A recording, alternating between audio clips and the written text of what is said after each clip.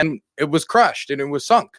And I look at it like this: in a year from now, next time when Republicans maybe might have a chance to have the Senate and still have the House and might be able to, try to push something like HR2, even if it's just a posturing bill and it's definitely not the type of thing that would actually pass.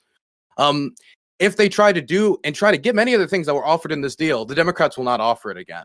The Democrats will have no leverage used against them, like what was being used in the Ukraine instance, which I think shouldn't have happened in the first place. I think it's kind of scary to tie crucial national security issues to things that are extremely divisive in domestic politics. I could imagine, should we support the South Koreans? I don't know. Maybe if you compromise with me on the Don't Say Gay bill. That's something that makes me feel a little bit uncomfortable. I think we should have standalone votes on this, which Mike Johnson said at the start of his term in a concession to Matt Gaetz is what he would do. He didn't like to do all these big bundle bills because he was sick of the big government, but then immediately asked for a big bundle bill as a compromise. And so it really is frustrating to me, as definitely somebody who's very supportive of Ukraine aid, that this has gotten in the way of something that should just have a straight up and down vote.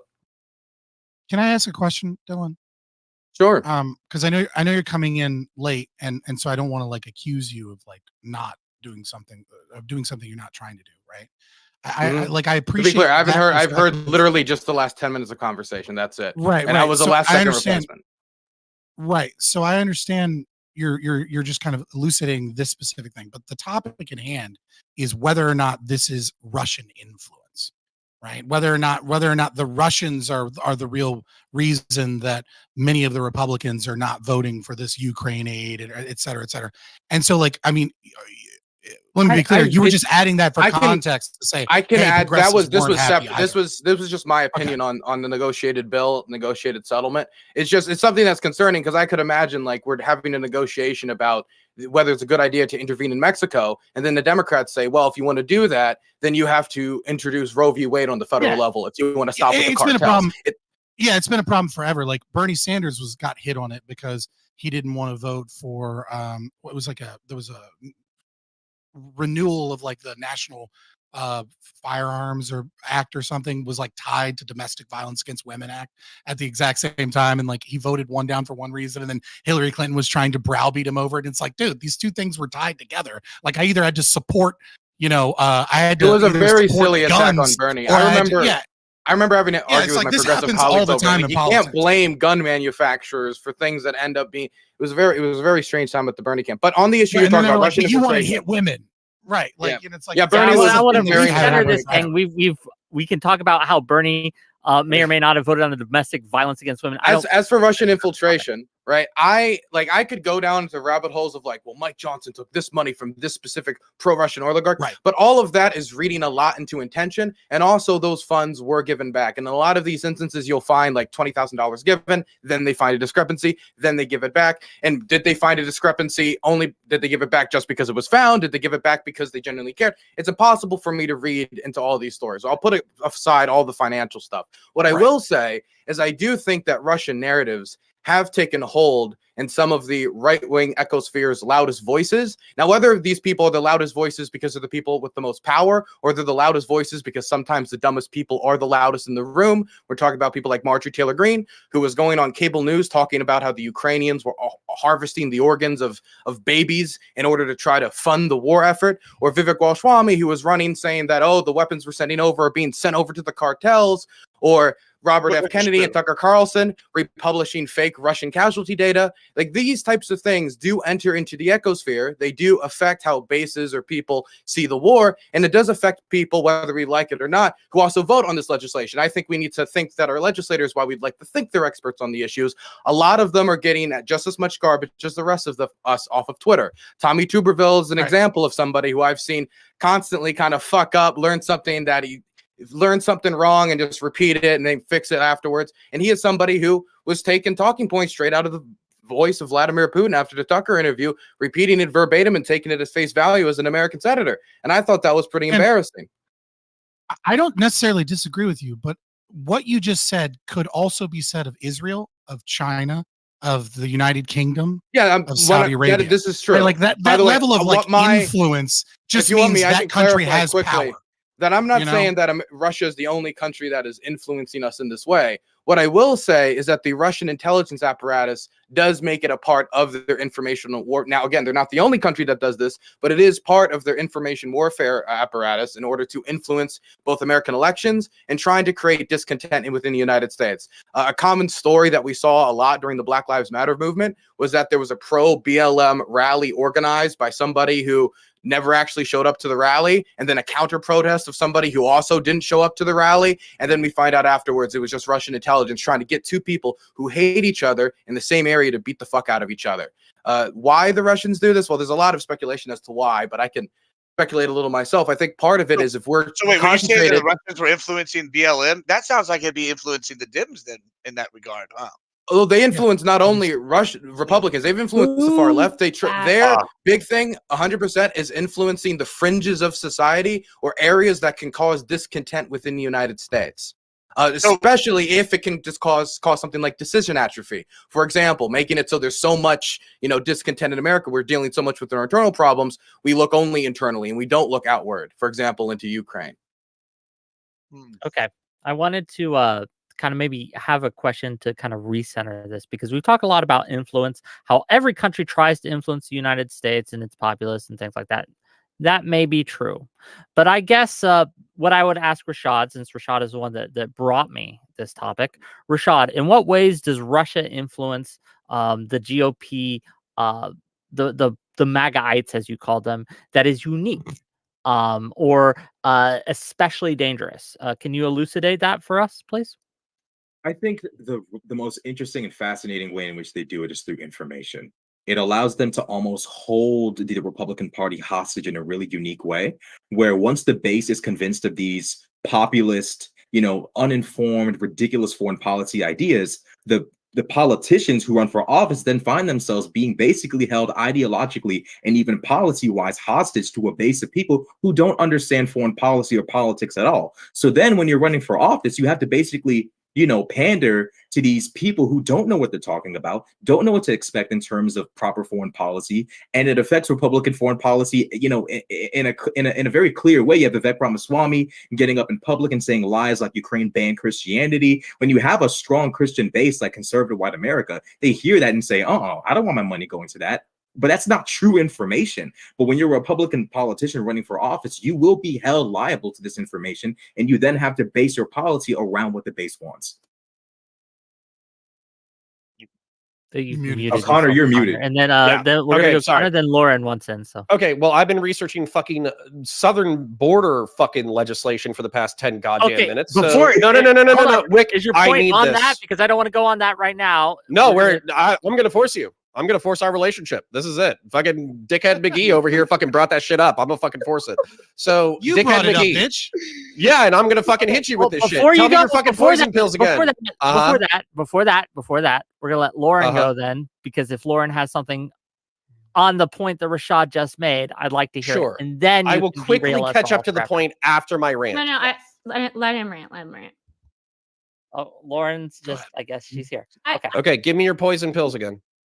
Hold on. I'm listening a lot today because I feel like a lot of what you guys are spewing is just like propaganda that each side has debunked and negated. So it's very difficult because we're not even playing with the same facts here. Okay. I read like 12 facts. I want to hear Fabian's 2 or 3 facts. The 2 that I gave you off the top of my head was that if you bring in an increase in illegal immigration, then you must also bring in an increase in legal immigration. That if you process illegal immigrants, that it requires an expansion of legal immigration. I don't remember what the second one was. By the way, I think probably the more powerful one was. I'm sorry, what? I'm listening. It's 609 pages, by the way, the bill. It depends on which. There's another one that's 300. There's another one that's 200. There's well, I read like 10 in the past 10 minutes. So sorry. Please give me your second poison pill. And I believe the second one, was it funding the Ukraine was tied to it, or was it another one? I can't remember. No, funding to Ukraine and Israel was tied to it. Okay. All right. So I'm going to take your poison pills. I'm going to tell you what you're getting. So there's 2 poison pills of cyanide poison inside the bowl of candy. And they're Skittles covered in cyanide. It was demanded. It was the demand for legal. For the record, the whole bill is poison. Just for the legal record. representation. Fantastic. I have counterpoints for both of these. So I am loving that we're on the same page now as far as facts go. Okay. So you told us the bad side. I'm going to tell you what you're allegedly getting as the good side. Okay. So right now, there's no shutdown process for the border. Any person who crosses in the United States of America, if they're detained by a Border Patrol agent, then they have to be processed by the legal system. If more than, hold on. If more, that has nothing to do with my fucking point. Anyways, if 5,000 people a day report to ports of entry or are tracked as crossing the border, it can trigger an automatic shutdown that the executive branch can put in, meaning that anybody who does not report to a port of entry is auto kicked out. So you have tens of thousands of people who are auto kicked out by the new bill. Second thing, people cannot claim asylum unless they, hold on, I'm literally reading a summary of the fucking bill right now.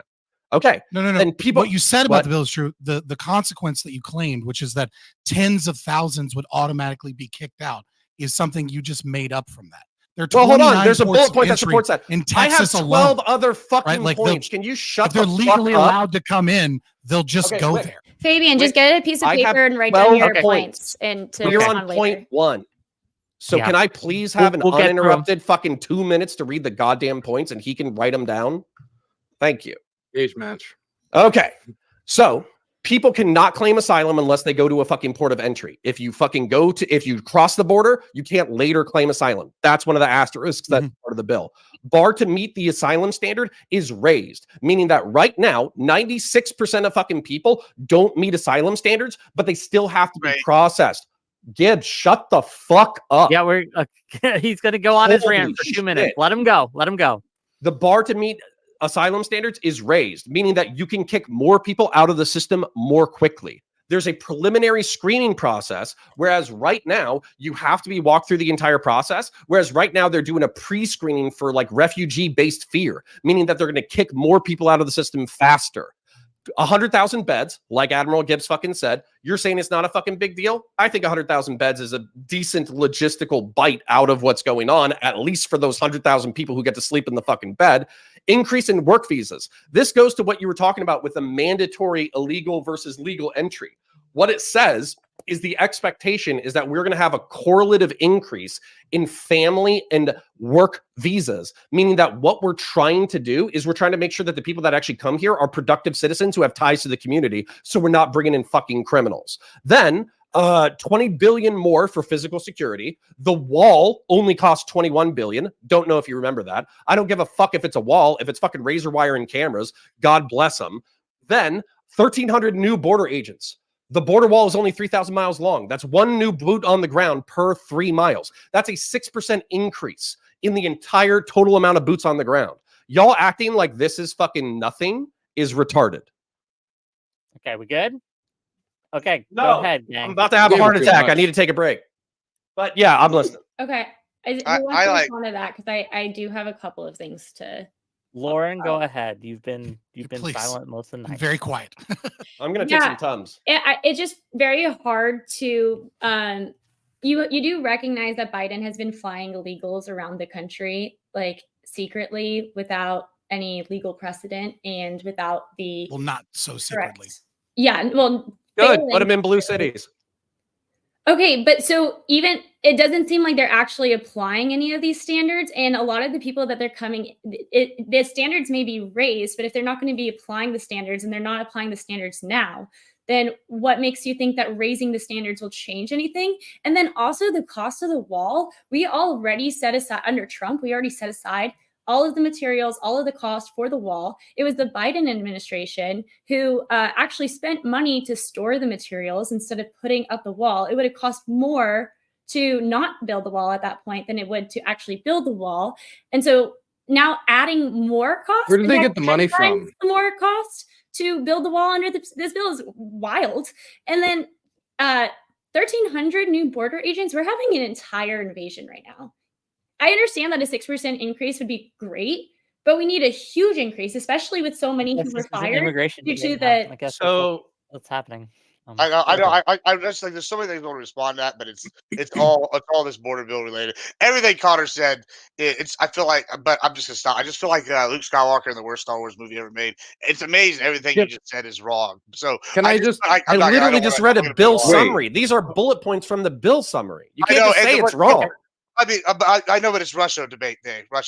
So I'm gonna not engage. No, okay, awesome. Connor, all right, so hold on. So I want to summarize this real quick. They brought up 3 points. Stop. Okay. Summarize real quick. Then I want to go Dylan, then Rashad, then Fabian. Go ahead. Okay. They brought up 3 points that were negative. I brought up 12 that were positive. They said it's cringe anyways. That was a sum total of the fucking argument. All right, I mean, fine. You want me to really break it down? That's not all right. So, all right, let's do it next week. Next week. Hold on, pause. Next week. We don't need to break down. We don't need to break it down. We don't need do a tit that. for tat. It's very simple. Connor, you came in and you said Republicans missed this golden opportunity.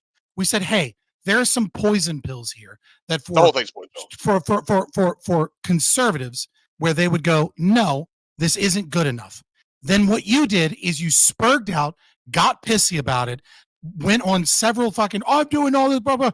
And then you gave us a list of a few things that you believe are positive, but that doesn't outweigh a fucking poison pill. It doesn't matter how many good things you put forward if it's tied to forcing Republicans that are anti-war to not support wars. And it also has things in it that some conservatives legitimately believe would make the problem worse. It doesn't matter if there's 6% increased funding here or some beds here or some increase to services here, especially if you're a fucking small government conservative and you don't want increases in taxes. It's retarded that you think this is a dunk. Like it's just you fucking trying to what's more fucking retarded is you thinking that you're smarter than like a host of fucking lawyers, pundits, fucking people who analyze this shit all the fucking time. You're smarter than everybody. Everybody. You figured it out, nobody fucking else. Dylan, for a moment, he had something to say. Go ahead. So I just want to throw out there that this bill was negotiated originally because everybody in the pro-Ukraine camp which was the majority of senators, the majority of people in the Congress, but because of the small majority that Mike Johnson held after the hellscape that was the Republican leadership race, he needed to get concessions on other issues in order for him to please certain members of his base, which at the time were at the fringe. Maybe they're still at the fringe, maybe they're becoming more embedded, who knows, about making these concessions tied to Ukraine. That's the only way they can get it through. Now, that shouldn't have been done in the first place. But if that is done and they're saying, this is what we need to do, Mike Johnson says, I support Ukraine. We won't abandon them, but you have to give us concessions on this. We enter into negotiations for 5 months. But if those are the conditions under which you are making the Democrats and the Republicans negotiate, and you're doing it under that type of time span in 5 months, of course, they're not going to come out with a deal that pleases everybody. They're never going to come out with a deal that pleases everybody, period. But especially under these types of conditions where you're making them come together to negotiate. But you're not going to get anything if you don't take the deal. You're not going to get anything through the election. Trump doesn't want anything to be done until the election. And so you can thumbs up all those undocumented immigrants coming across the border and doing nothing in the meantime. And then if Democrats win in November, you know what's going to happen? Yeah, you know what's going to happen if Democrats win in November? Let me finish. The Biden administration demanded that this I'm sorry. I'm hearing some chip, and it's getting in my ear. If the Democrats win in November, the Democrats will design immigration policy with no Republicans at the table. They'll have no incentive to have Republicans at the table because Republicans, when they did even hold the House, not the Senate, not the presidency, didn't want to make a deal, even when they forced the deal by tying it to a national security issue, which they shouldn't have done in the first place. Fine, it sunk, but then just let the Ukraine aid have a vote if you were going to do this bullshit in the first place. This is all bullshit. Listen, this has nothing to do with Russian influence. The idea that politicians playing fucking the same games they've been playing for 100 years, or at the very least since senators were elected, I'll say, right? The idea that they have been playing these same games that they've been playing, this good government, pork barrel, compromise across the aisle, It has nothing to do with Russian influence, number one. And number two, it's founded upon so much bullshit. And you know it's bullshit because the Biden administration said, we need this bill in order to do anything about the southern border. And now all of a sudden that the bill's not going through, the Biden administration is like, oh, I guess I can make some promises for some executive action. So it turns out they didn't need the fucking bill anyways. Yes, Republicans are liars. That's two parties trying to negotiate a compromise. Three people you fucking retard.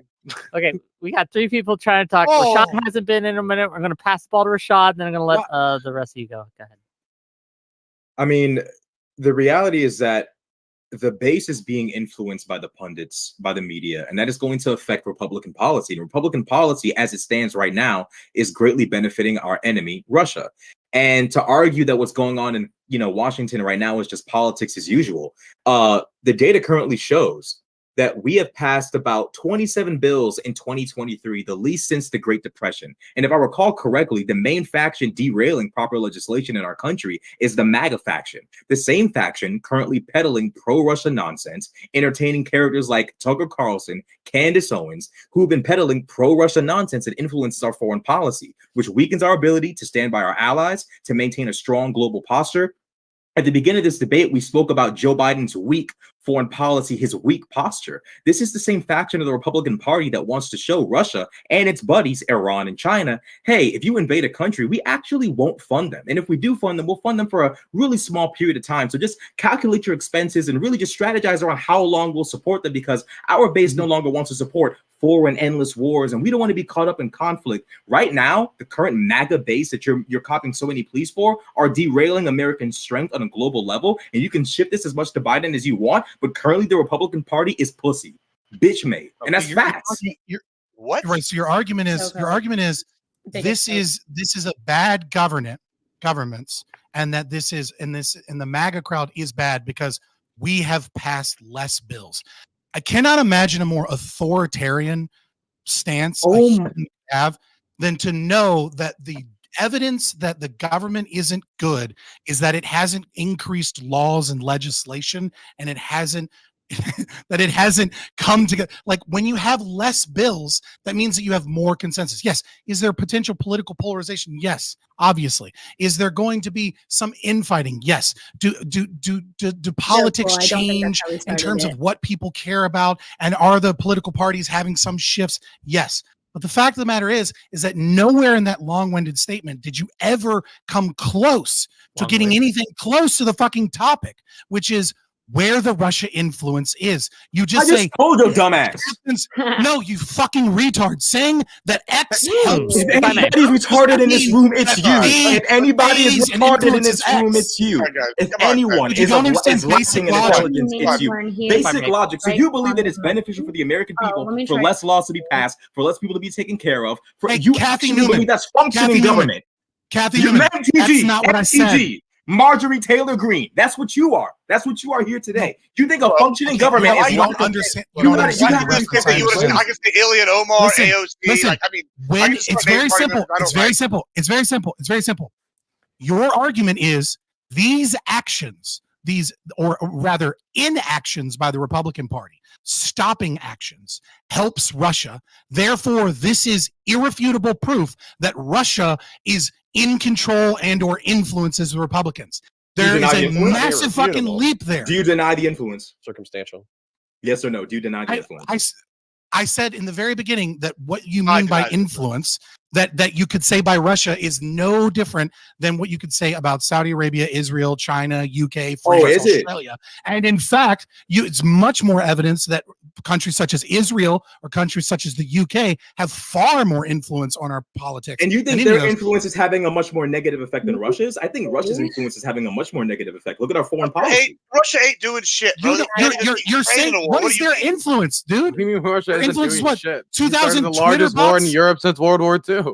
Which one do you guys like more? I'll just fucking jump in. I've been patiently waiting, but I'll just fucking jump in. Okay, so what I would like to point out, because I think it needs to be remarked before we moved on, is that what Fabian described before calling us all retarded in the fucking room was two parties negotiating, having to bite down on bullets that they didn't want to bite down on, that ideological purists wouldn't enjoy. Yeah, welcome to a fucking democratic republic, you fucking asshole. We don't pass ideological fucking bills. We pass bills based off of compromise and based off of what makes neither side happy, but actually achieves mutually shared goals. Also, I would like to back up my fucking brother from another mother over here, Mr. Crenshaw. Nothing that to do with my hold on. Yeah, it fucking did, because you literally described liberal fucking democracy and republicanism, and then you called it cringe and retarded. We're all retarded. You're the fucking brain genius over here. Then what Mr. Crenshaw said that I absolutely fucking agree with is that when you're in a functioning, when you're in a functioning republic and there are crises going on,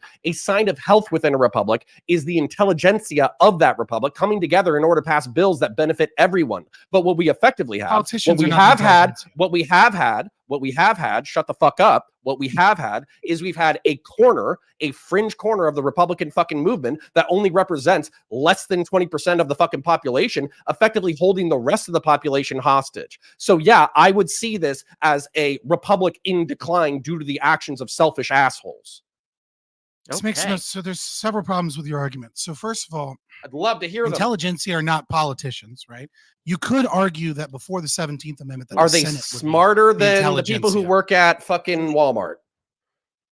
Smarter than the people that work at Walmart? Probably, yeah, I'll give them that. But they're not that much smarter than the average person. They're certainly not the intelligentsia. The intelligentsia would make up, those with PhDs that are, at the top of this is the least important part of my argument, but please continue. Yeah, so, no, I understand. So I'll set that aside. So understanding that, the second thing that I would say is the entire first thing that you made isn't really an argument. So I guess I'll set that aside. Yes, I'm an ANCAP. Cool. You use that as a chance to shit on me, but I'm the one doing an internal critique. No, you literally described the legislative process and then you said that it was dumb.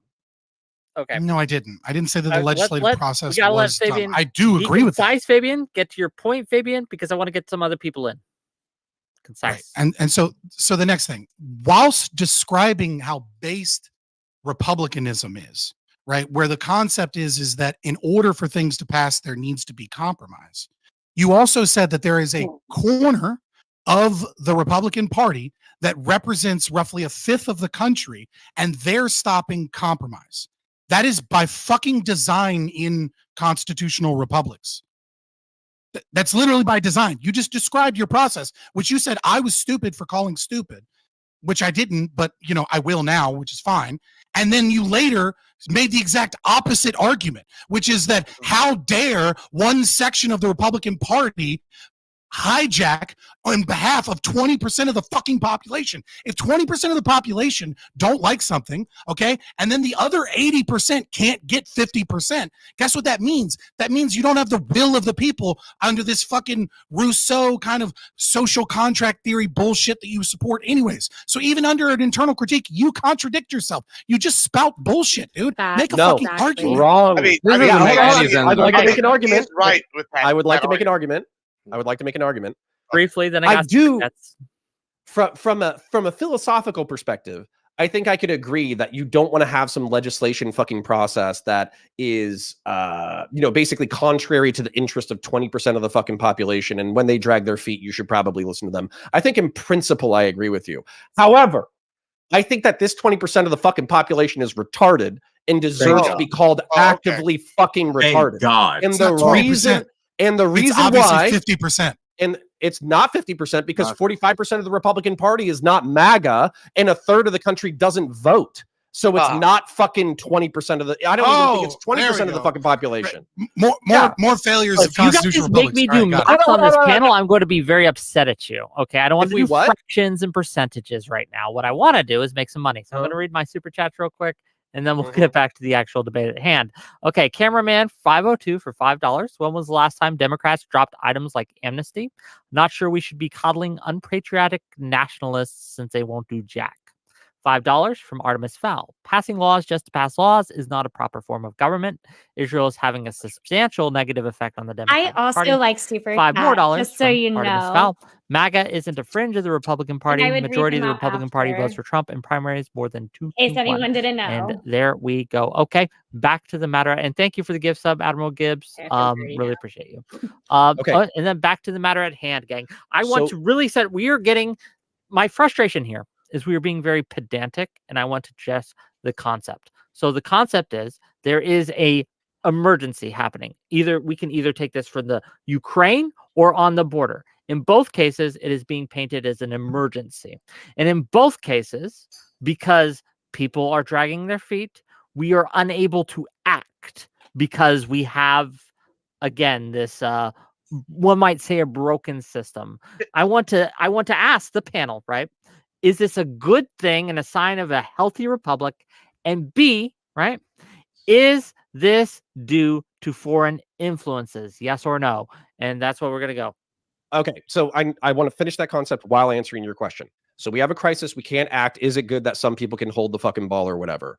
Yes. The fact that people who have convening interests being able to articulate their views in a republic, I think is healthy. We shouldn't just be able to ram legislation past these people, right? That's not what a liberal democracy is about.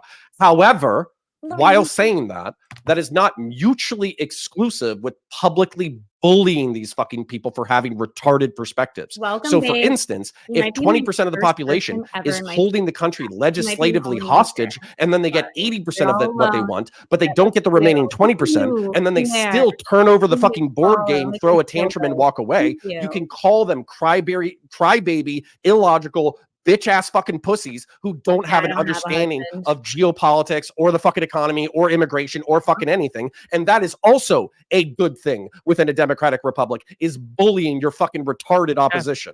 Lauren, you're being bullied and called a retard. How do you respond? Well, I am autistic, so I get it a lot. I feel that. But I just think, I think the whole concept that 20% of the nation is holding the other 80% hostage, that phraseology shows to me like an exceedingly like a very lack of understanding of our basic foundings of this country and how we didn't want a populist group to just dominate people with other ideas. 20% is a large chunk. That's 1 out of 5 people. And also, I think the MAGA group is significantly larger than 20%. Maybe their constituents only make up 20% of the power, but a lot of people are MAGA. It's definitely not just 1 out of 5 people in this nation. Furthermore, call us retards all you want, but you're complaining that there's only been 27 bills passed since 2023, and this is the lowest it's been since, what did you say? Great Depression. Great Depression. Like 100 fucking years. That doesn't necessarily mean that. That's y'all.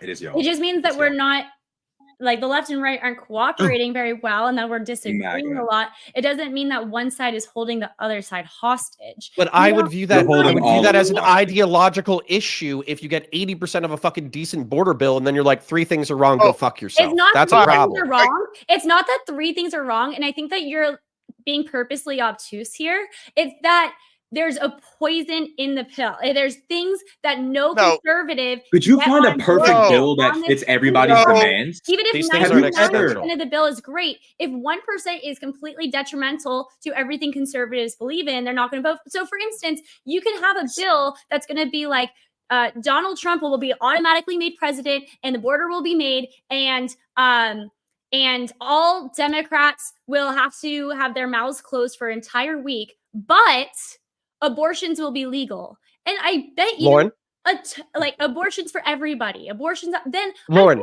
conservatives wouldn't want that bill, even though it seems the like 2 poison pills. The 2 poison pills that were cited in this debate. The 2 poison pills that were cited in this debate was funding for Ukraine and Israel.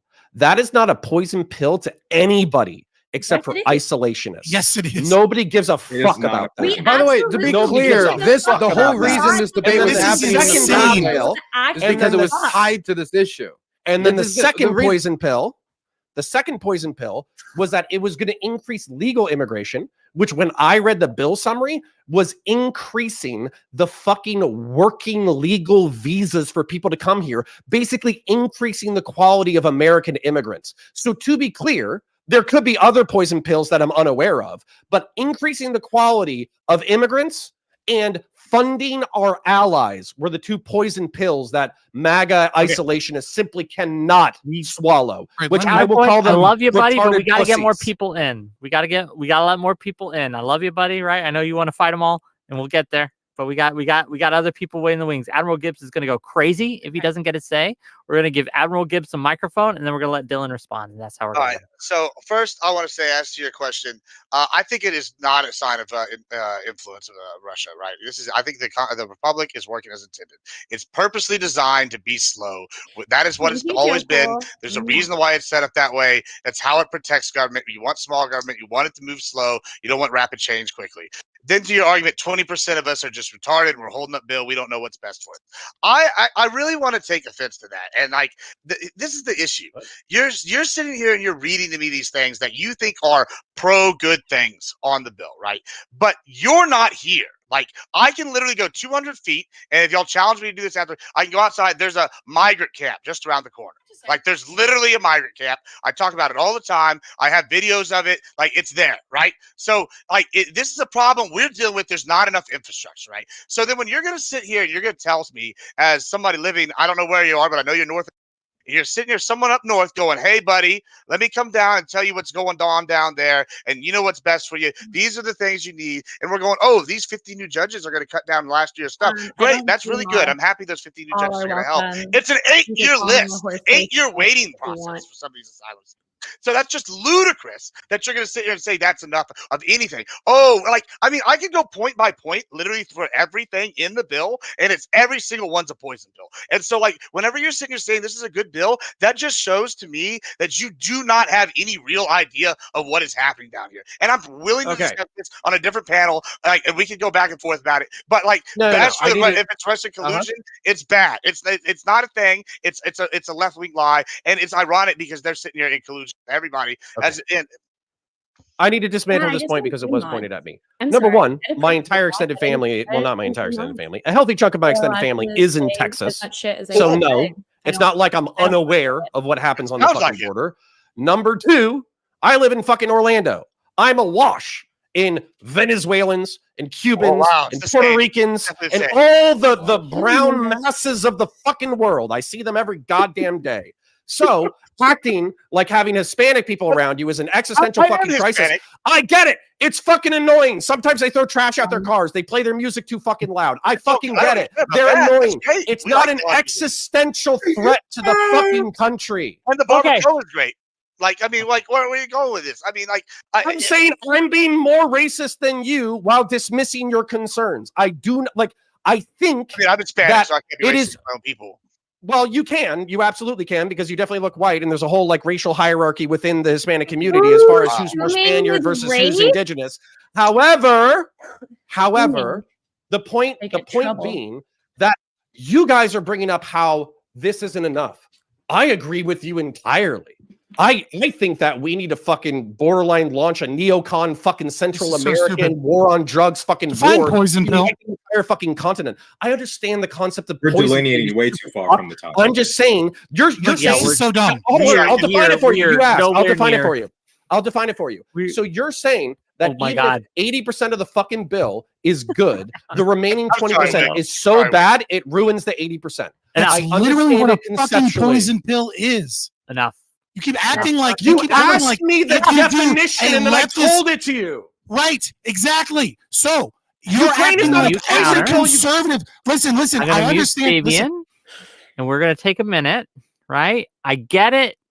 I love immigration as a topic. It's a great topic. We're not talking about immigration tonight, at least not directly. Let's get back on the topic. Thank you, MOC Gaming Bot, for the other gift sub. Let's toss it to Dylan and let's toss it to Rashawn. Hopefully, we can get us back on loser. Absolutely. There's a bunch of things I want to address. So I'll try to be quick because I don't want to take up too much time. But the first thing, as for a sign of a broken system, I think that there's a certain level of partisanship, especially around elections, that is making it so it's much harder for our country to deal with issues that we have, especially if it means it might look like you have to cooperate with the other side, or it could possibly benefit the incumbent. Because if there's a positive economic indicator, does that benefit Joe Biden or does it benefit Donald Trump? And if you look at every single political issue through that spectrum, then you could very quickly end up rooting against the president of the United States, rooting against the country to succeed, which you should never do, because we're all in this ship together, and you might not like the captain, but then that ship goes down, all of us go down. And so when I see the bill in large part being reportedly sunk because Trump didn't like it being done in an election year, outside of whether you think one part is a poison pill, another part is a poison pill, the parts that you think are the poison pill is the stuff that was supposed to be originally passed independently anyway, again, like it should have. But that, to me, is a sign of a broken level of partisanship. I can make that go back to Ukraine and Russia. Yeah, but that shows a certain level of broken partisanship, especially if that broken partisanship is being introduced into issues that concern our national security. As for foreign influence, again, I do think foreign influence, particularly Russian influence, is affecting the conversation around the war, and how it affects the conversation around the war has also affected our legislators who are making decisions. I mean, Marjorie Taylor Greene, as much as we might laugh at her, was made temporary House Speaker by, I was about to say Kevin McCarthy, by Mike Johnson. She was given positions of power out of respect because she was with one of the people who jumped on ship for him early, just like she was given positions of power under Kevin McCarthy's reign because she jumped on ship for him when he wanted her to jump on ship for him. And so these people who believe these things about organ harvesting babies, they have more influence, and sometimes outsized influence, because with ignorance usually comes a loud mouth. And that in foreign influence. Quick question, Dylan. Yep. I thought you were finished. So quick question. It seems your primary argument towards the concept of influence, which I think we all agree that there's some level of influence that all of these powerful countries with intelligence apparatus have on us, is based upon information and misinformation. Mostly information warfare. I mean, there are certain hacking and cyber operations, but that doesn't have to directly deal with the Republican Party. Florida and Arizona. Right, for sure. Well, the GOP. Well, in some instances with WikiLeaks systems hacks, from sociology, mostly with it, right. Yeah. From a sociological perspective, you can make the argument of systems theory, where like the electorate affects the GOP affects the electorate, and there's like a symbiotic relationship. So if like information warfare attacks Twitter and a bunch of Republicans believe something, eventually the GOP will respond to the number one. Oh my God, TV, I mean, like I had like two other points. So, I've been waiting very patiently, you know. Oh, I'm sorry. You made a long point. So I'll just quick question then. Let's not complain about long points, your, Fabian. Come on. Yeah, it's okay. So relax. You're glad to have me. Glad to have all. So I appreciate you too. All right. So if information is kind of the main crux here of influence, would you at least admit that like America receives far more information, much of which is propagandized from, let's say, Israel or UK or countries that are aligned in the Five Eyes? Right, where we actually share intelligence, right? Like, yes, our allies who also lie to us constantly. It depends on the type of information and on the certain platforms. But in certain areas, like in lobbying, I would say Israel is much more effective in that type of influence than the Russians are, especially since the Russians have a lot more sanctions placed on them. But when it comes to misinformation campaigns, not saying the Israelis are completely above that, the Russians are very good at that, and they've been perfecting that for over the last decade. So you do believe, and this isn't even like a gotcha or anything, you do believe that the Russians are far better at putting out misinformation and getting the American electorate to believe misinformation with than let's say Israel? I have much more experience with the Russians than I do the Israelis, and it comes from personal experience of them lying about stories I have worked on, where, you know, I get bombed. That's fair. And then they take from that, and then they post it and say, "Hey, look, you're Dylan. You're an Azov soldier doing a landing. You weren't an aid worker." And seeing them do that in real time makes me at least have a certain level of, yes, I do believe that they're really aggressive. When you probably have a bias there. I want to. I want to make sure that. Oh wait, can I get to my last point? Yeah, that's what I'm doing. I'm just making As for I don't know your name. You have I think it's Boba Fett helmet. What's your name? Admiral Gibbs. Admiral Gibbs. So I do agree that our system has to be slow to a point that we all know about the decisions that we're making. It can't be to the point where we're rushing something through or not reading the fine print, and then all of the country just signed up to a human centipede. I understand that. That makes sense to me. But I also think that at a certain point, especially if it's not doing for purposes of review, but it's doing it for purposes of leverage or long drawn out negotiations, that it can get to a point that could be considered decision atrophy, especially if you're responding to a crisis that is worsening in real time. If, for example, there was a debate about responding to like Hurricane Katrina, and all of a sudden the Democrat came out and said, well, if we're going to do this, if we're going to have to do response to Hurricane Katrina, then you have to, bring back bump stocks. So you got to do this thing. And now maybe this legislation to bring back bump stocks, I'm more pro-gun, I don't know what your position is. Maybe it's good, maybe you're in favor of it, but should we really be waiting 20, 30, 40, 50, 60 days on these two issues that should be voted on separately? And if you're somebody who cares about the community that was hit by Katrina, it's unbelievably frustrating to see an issue that you have no control over, that you can't do anything to solve, that you can't really compromise on because you have no authority over it, get tied into this issue that's completely separate. And that's what people here in the pro-Ukraine camp feel like right now. And this decision atrophy is just completely disanalogous. I mean, that's how I feel. Completely disanalogous. I agree FEMA with you. exists. Well, I don't know about the first two points, but I at least agree with you on the last point. Honestly, like I think that I'm very sympathetic to your viewpoint, right? Like you're very. I'm not a Republican that's anti-war Ukraine. I'm definitely pro the war Ukraine, right? But I'm also real big issue is the border, right? So to me, everything you say is actually holding true in my mind because I see this issue tied up and I go and look and it's tied to these Ukraine bill and nobody's taking it. Nobody's doing shit for me down here. We're dying in struggles. And then when I get told, I get turned around and told, hey, this bill is good for you. And if you don't like it, you're retarded. And by people that have no idea what's going on, it's hurtful. And it's like, why would I want to engage and work with somebody on the Ukraine bill whenever y'all are saying this about like me about the border bill kind of thing? And so they should be. I can say, you're right. I don't know. Look, I don't know if you're retarded or not. You might not be retarded. I hope you're not, right? Sure. But when it comes to this legislation, right, for the pro-Ukraine camp, if people kind of compromise on it, this compromise had to kind of fall out of the sky, which of course is how like all compromises eventually have to start. But we had to compromise on an issue and take two communities that are completely separate when it comes to geopolitics, interests, lobby groups, and bring it together in 5 months. And Senator Langford, on behalf of the Republicans of Oklahoma, attempted to do that and came to a deal that him, Mitch McConnell, other Republicans that you might not like, but some Republicans said was good enough to push forward after 5 months. Apparently, it wasn't good enough for some people. Apparently, it needed to be better. Now, no one's going to get anything, and we have to live with the results. Okay. But after it was done, wait, let me just finish, and then we can move on. After it was done, we're like, okay, fine. Then can we just go back to what we were originally going to do? Just waited for 5 goddamn months as the Russians take Avdiivka, take this, and they're like, no, we need border compromise in order to do everything. Right. And that's it's decision atrophy. How can South Korea be confident in our assistance if they think out of nowhere they get invaded and that's now tied to the southern border or gay bills or whatever? Sure, you're 100% right. We're putting a pin in it right quick so I can make some money. $50 from Artemis Fowl. Democracy is the ability for the undereducated, the stupid, the racist, and the xenophobic to have a voice and a vote. If your argument can't convince America that MAGA is at fault for the border, then you should change your failing strategy. $5 from Testicle Johnson. As a proud American born and raised, I think we need to secure our southern border and stop the invasion coming from Mexico. USA, USA, USA. $2 more from Testicle Johnson. Free January 6 Patriots. $5 from Artemis His Fowl. name Testicle Johnson? Yeah, he's the best. Testy's awesome. Okay. Can anyone on this Testy, is that channel his nickname? that That's has great. faith in the official narrative tell me who blew up the Nord Stream pipeline? Okay. It was Ukrainians. Okay, I want to fucking go. I've been listening to fucking shit that's going to give me an aneurysm for 10 goddamn minutes, okay? So I want to talk about how Russians are exploiting an organic perspective in the conservative base, all right?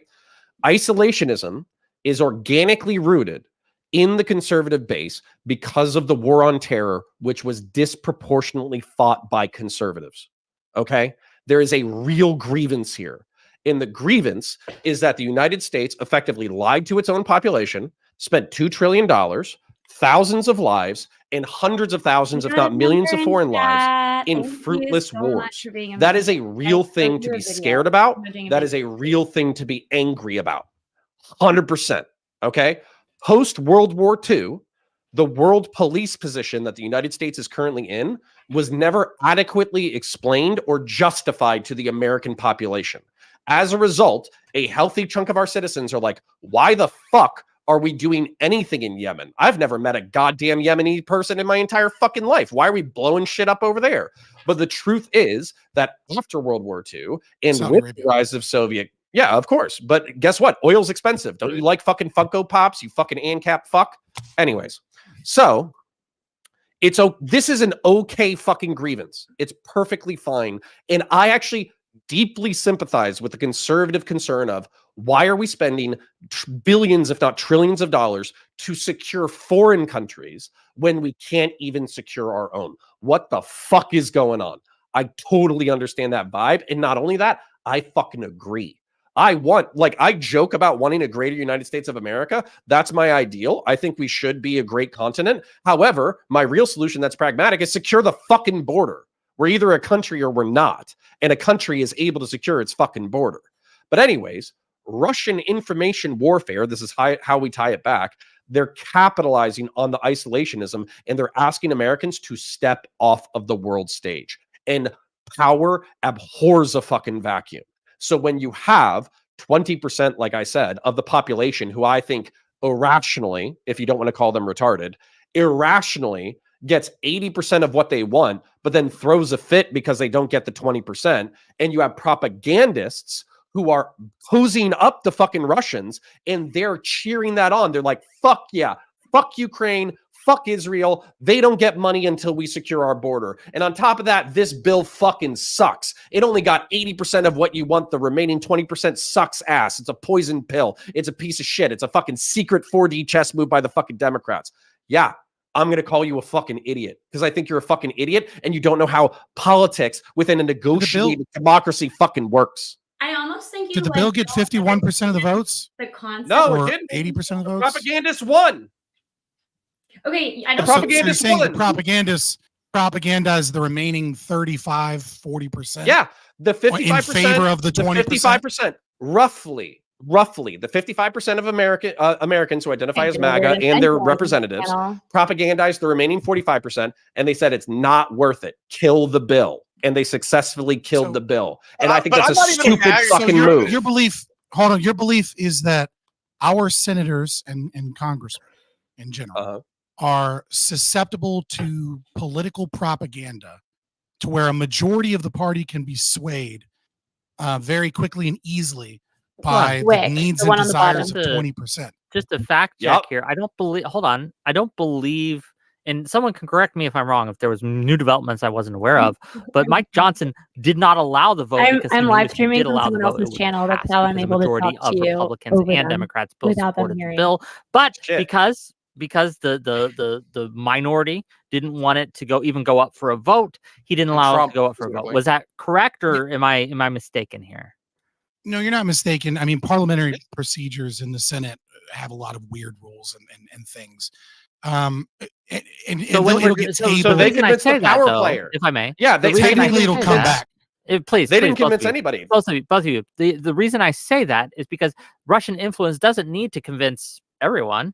It just needs to convince a couple, right? The people who hold the reins of being able to. Now, again, whether or not it was direct money influence, I don't think so. I think Rashad had it right when they convinced the voting base of these individuals, and that voting base puts pressure on their politicians. And that's the problem, is that we have an outside foreign country being able to do this successfully in a time of crisis. But that's my understanding. Go ahead. I was interrupted based off of the procedure here. So Connor, my issue with this is that your presumption is that our system of republicanism is good, and that it's good that it moves slow, and it's good that a portion can hijack it, but not in this instance because I don't like the outcome of how it was done, and or because it seems more like that seems what I'm getting, but it seems your actual argument, right? Not to straw man you, is that there is an 80% positive net outcome, and there's a 20% potential negative outcome, and the 80% is better because as republicanism, as liberal democracies are, we're supposed to compromise, and that the political persuasions of tribal politics have made it to such a way that they're gridlocked here. I don't necessarily disagree with you. My issue there is twofold. One is we can talk about Russia, but again, there are counterbalancing forces here as well, right? Like there's obviously a massive media campaign from corporations and government sponsored media and the military. Can I nip that to though? Support the war. There's a part here that kind of needs to be addressed. So not all there's actually 2 points. The first one is, yeah, like I in general believe in like republicanism and representative democracy, because even when it fails, I still think that's better than authoritarianism. But part of representative democracy is arguing your ideas passionately in a public space. So when I'm being aggressive with you or Admiral Gibbs and I'm calling you guys retards, what I'm really trying to do, and I love you, Admiral Gibbs. I'm sorry if I made you feel personally insulted. That's not the goal. I'm not okay. But the goal here is not to win you individually, maybe individually if I can get you with my argument. It's the audience. But it's to get people to see what I'm seeing and hopefully agree with me, and then they'll pressure their representatives in a different way, my way, right? And then I understand that you're passionate about influence. The issue. Influence is not built equal. Okay, influence is not built equal. You keep mentioning Israel or the UK or Europe or whatever. Yes. These are people that we have geopolitical and money and economic and social and cultural aligned interest with that sometimes stretches back centuries, versus Russia, who has historically been an adversary and is also proving to be an adversary at this time. Those influences are not the same. Quick question. I agree. Those influences are not the same. Did we or did we not have a large swath of the American public agree to go into the Iraq war due to lies from the Israeli intelligence? Probably. About weapons of mass destruction, about I don't know if it was Netanyahu coming up sure about Bush would have found it anyways. The nuclear bomb will be here tomorrow. We have to do this so that we can stop the Iranians. Were there not multiple bullshit, exaggerations, hyperbole, and then outright lies by Israel that got us into the Iraq war? I bit your bullet, but I don't think that you can I'll bite your bullet because I don't give a fuck. But at the same time, I don't think you can lay that shit at solely the Israelis. The Israelis corroborated. There was like, hold on. I thought it was bad intelligence from Iraqi opposition. There was bad intelligence from Iraqi opposition. There was UK intelligence. There was a lot of intelligence. There was German intelligence. Yeah, there were like 4 or 5. Yeah. So, and by the way, there were competing factions within the intelligence communities themselves, where some of the Americans and some of the Germans and some of the UK people were like, "Hey, you're giving George Bush what he wants, but realistically, I think this information is bullshit." And those places were suppressed. So my point overall being like, yeah, influence from our allies can absolutely be negative. Bite the bullet. What's your broader point? My broader point is that all of the evidence that the panel keeps trying to present of Russian influence is incredibly limited. And instead, what you're trying to do is you're trying to follow the connections. You're working backwards. The entire argumentation has been, I have an assumption that Russian influence is having a negative impact on the GOP, so I'm going to search for evidence of these things. And then we completely ignore that all Russian of the other propaganda is having that effect. It's not a question of if. Let Dylan make his argument. On the number one cable news show in the United States, Tucker Carlson's TV show, and he still had it for Fox before he got removed, he said that for every Ukrainian soldier, every Russian soldier that dies, 7 Ukrainian soldiers die. He then had RFK the next week on to repeat the same thing on the show. There was no correction ever issued, nothing ever corrected. This was complete fantasy. These were photographed documents from the Jack Tech Terror League. What was that? You're making my point for me. Wait, can you quiet down so I can hear somebody else talk for a second? What were you saying? What party is RFK in, though? What party is RFK? He is an independent, right? He's running as an independent. But he was a Democrat. He was a Democrat, but he's running as an independent. That's what I make sure. Wait, let me be clear, though. Do you think Fox News Tucker Carlson show is watched by Democrats, or do you think it's watched by mostly Republicans? Which side do you think it's mostly watched by? We already if you were Marjorie Taylor Greene, are you more likely watching MSNBC, or are you more likely watching Fox if you're watching either of these shows? The two are watch the opposite. I think it's most likely going to be the Fox. It's going to be with Fox. It's going to be with Fox News. It's going to be with Tucker's show. And these politicians repeat these talking points. Senators have, Congress people have, and it does have an impact if all it takes. Now, If this was maybe a year ago, maybe 2 years ago, it would have had less impact. But when all it takes is one congressman to do a recall vote, these psychos all of a sudden with a 2-seat majority have outsized influence when they're influenced in these ways. This is a Mott and Bailey. This is a Mott and Bailey. And I'll explain to you why it's a Mott and Bailey. Because what we are talking about is we are equivocating what everyone's colloquial understanding of is. Y'all know what a Mott and Bailey is? No, we're equivocating two arguments, right? And what we are doing is there is one argument which is everyone here agrees to, which is that a powerful country such as Russia that has an intelligence apparatus has some level of influence. Don't deafen yourself. Has some level of influence. Has some level of influence on both political parties and in the American public, and that this is true of any country that is powerful enough to have a overarching intelligence agency. Now, you may argue that Russia has slightly more, or that Russia's a little bit better at it, or that and that's fine. That argument is valid. The problem here is that, yes, I accept that there's some influence, but the argument that we're trying to make, that everyone is invoking when they hear this topic, is the concept that is the Republican Party to a statistically significant degree being hijacked by Russian misinformation? Was that the question? Russian culture. Was that the question? I was about to say, what was the original question? Is a large country influencing?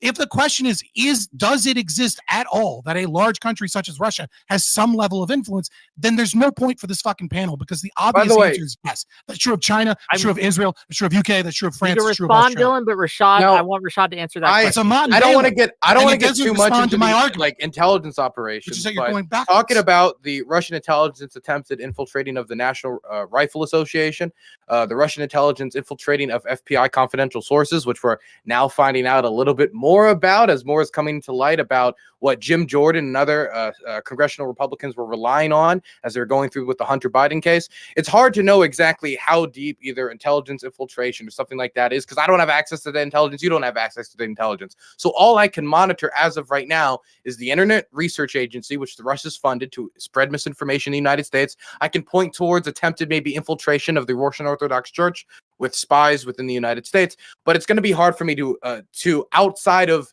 assuming intention when it comes to certain Russian oligarchical donors with certain Republicans, to be like, there was some meeting where this Russian oligarch sat down with Mike Johnson and said, "You will stop the bill." I understand that it's hard to prove. So wait, well, let me be finished. So when it talks about infiltration, what I can talk about is how Russian propaganda has infiltrated the Republican Party, how the Russian information warfare has infiltrated the Republican Party. Because when it talks about Russian intelligence infiltration of the Republican Party, that's still to be determined, and we don't have sufficient evidence of that.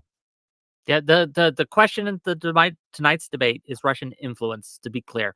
That is vague, but I want Rashad, because Rashad was Russia influencing the Republican Party? Is that the question? I did try to put a link in the chat, and it doesn't seem to be allowing me. DM me the link, and I'll put it in the chat for you. What's the link?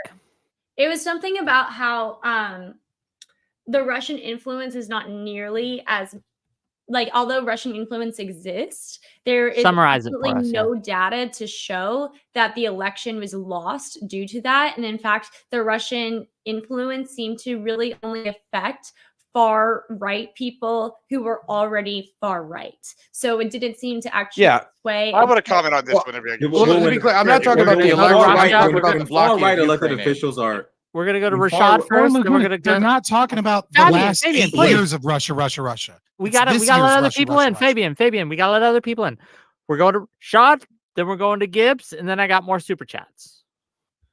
Yeah, I mean, when Russian influence is actively derailing our foreign policy, it's ridiculous to try to equivocate it to the influence of other nations such as the UK or Israel or our allies.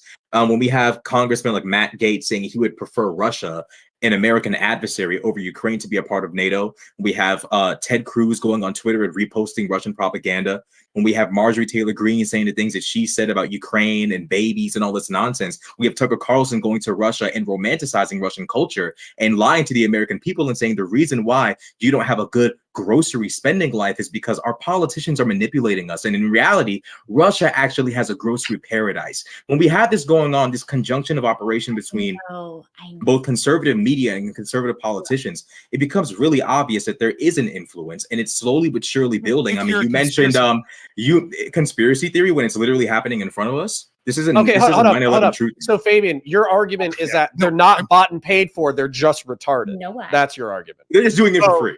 Well, No.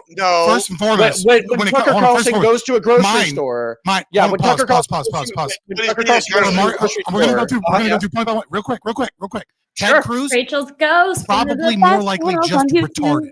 Especially Sure. if When you it like comes to records. Let's go Marjorie down the Taylor Greene, list. I would love to go down the far list. more So we'll likely check that out she's Rachel's retarded. ghost. When it Okay. comes to Tier Tucker list. Carlson, That's without a doubt, he is awesome. tailoring his message and propagandizing both for Russia and for his audience because he Okay. knows that the populist audience Is there. wants to see him shit on America and shit on the Biden administration and talk about a great. And that has an how effect on the Putin Russia voting is. base, does it not? Right? Oh, Right, God. so 2.5 retards. But I again, love it. your argument is again, you're not addressing the issue here, which is that you're going back. You're saying it's crazy to equivocate between Israel lying to us directly as our presumed ally, a position of trust that You've helped proven get that us that's the main reason why we crashed out in Iraq. into the Iraq war. It is Have certainly you proven that that's the main your reason? argument.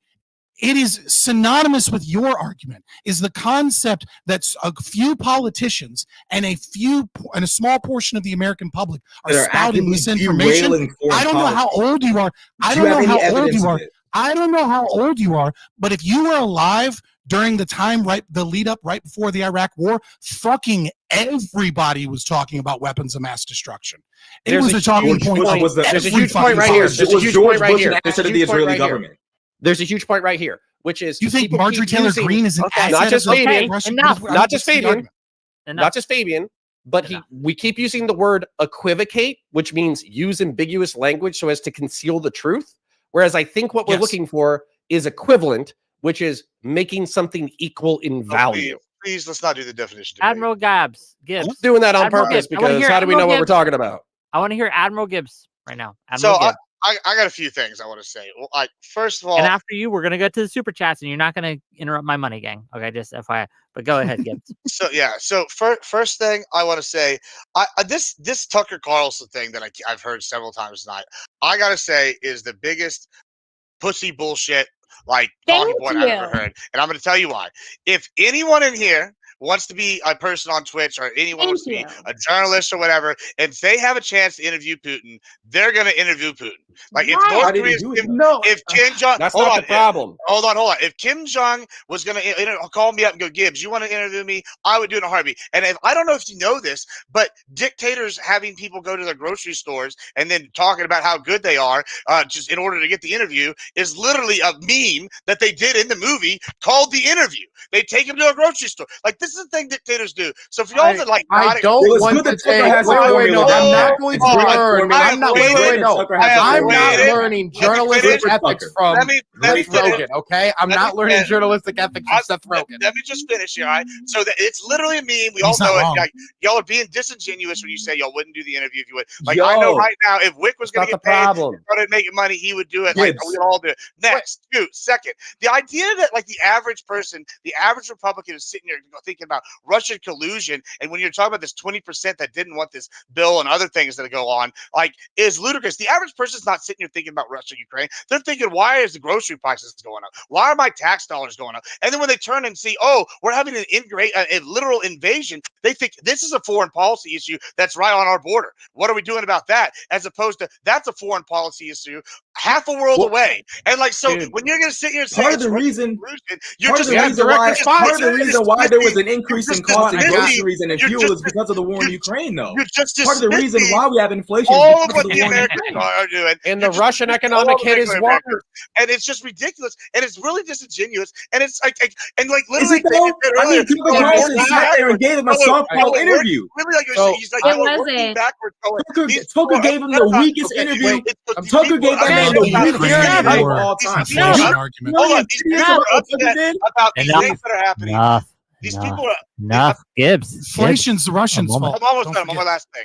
Finish your point, Gibbs, and I'm then sorry. you guys can respond, and Yeah. we will go Rashad, then Dylan, then I'm going to read my super chats. God damn Yeah. it. So yeah, I'm Okay. sorry. I just confused everything. And so lastly, like Fabian said earlier, y'all are working backwards, right? Y'all are going, oh, these people didn't like the border bill because we gave money to Ukraine. It must be Russian collusion. Or, oh, this XYZ happened, must be Russian collusion. And y'all can't fathom the fact that there's a large enough segment of the population going, holy fuck, this is not what we want. And then whenever they say that, y'all call them retards, or y'all like try to like vilify them, and instead of like giving them a seat at the table, and then people are pissed, and that's what is happening. And it's not Russian influence.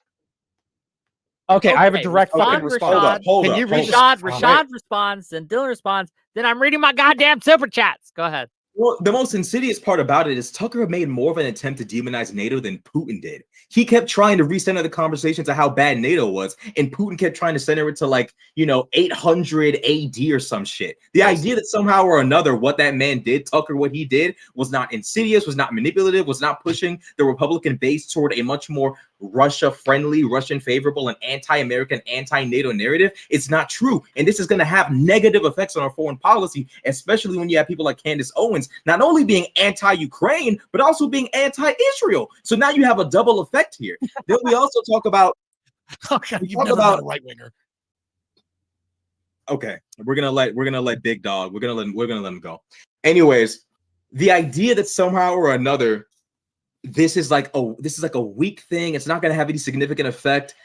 I mean, Tucker Carlson is probably the biggest independent journalist in the country. This man is on a roll right now. He's on a tear. And his narratives and his propaganda is going to have a significant effect at the voting booth as he continues to go further and further and further. What Dylan, specifically did what specifically in the Russian interview did Tucker say that you thought helped support Putin? Because at the same time, wasn't Putin? It was not. It was less like what he didn't say. It was not less what he said as what he didn't say and how he wasn't prepared for the interview in any way. Even in the beginning. Come on, God damn it! You got it. Take it. Thank you. Questions. I've been waiting. Evasive. Whenever Trump tried to give him anything, even sort of kind of hard, he would just completely evade the question, and that in itself proved Putin was just trying to essentially recreate the Soviet Union and has these ideas of grandeur. If anything, that interview exposed Russia for what they're trying to do and made more conservatives skeptical of Russia, maybe even more supportive. I will back this up because again, when I was hosting the debate between Destiny and Ian Crossland was asked directly what he thought of the Tucker interview, and he said that it convinced him that NATO wasn't the issue. Was that Tucker's goal or not? That's a different question. It wasn't his goal. How the fuck did you know? Like, if that's the result, because he literally at the beginning of the interview trying his hardest to me, but you not fucking conspiracy theorist. I know better than fucking all conspiracy of you what he's theorist. actually trying to do, y'all. Okay, I'm the only whatever you were up to before you came back. Go back to that. Anyways, Tucker literally not being a conspiracy theorist. Rashad, you gotta let Dylan. You gotta let Dylan go. You gotta let Dylan. My bad, Dylan can take it. Dylan can take it. Okay, so I report on the war. That's my job, and so I was very interested to see when Tucker said he was going to interview him. But I was immediately worried because I've seen Tucker interviews before, and they're quite shit. At least when it comes from like a critical perspective, the type of interview you have for like your friend, fine, perfectly fine. If you're interviewing your next door neighbor, you want to get to know him. But if you're hosting like a critical interview, for example, of that guy who said he had gay sex with Barack Obama while smoking crack, he didn't really ask many critical questions. Just kind of took everything he said at face value. It was like, oh, I guess Obama smoked crack and had gay sex when he was in his youth as a young congressman. And that was that. And I expected something similar to that in the Putin interview. But what was worse to me about the Putin interview is Putin isn't a gay crack addict. Putin is a bloodthirsty dictator with decades of experience in intelligence apparatuses that he's now being put in front of. And Tucker's somebody with no experience in the region. He's never interviewed a Russian political leader before, never interviewed a Ukrainian political leader before, never done war journalism, has no experience in the region, and tons of other journalists have asked to interview Putin since the start of the war. Steve Rosenberg, fantastic journalist with the BBC, he asked to interview Putin. He gets rejected time and time again. Dozens and dozens of journalists. And right when Tucker said at the start, I was the only one brave enough to interview Tucker, I knew I was about to be taken on a bullshit rodeo because I know other journalists who have tried to interview the guy.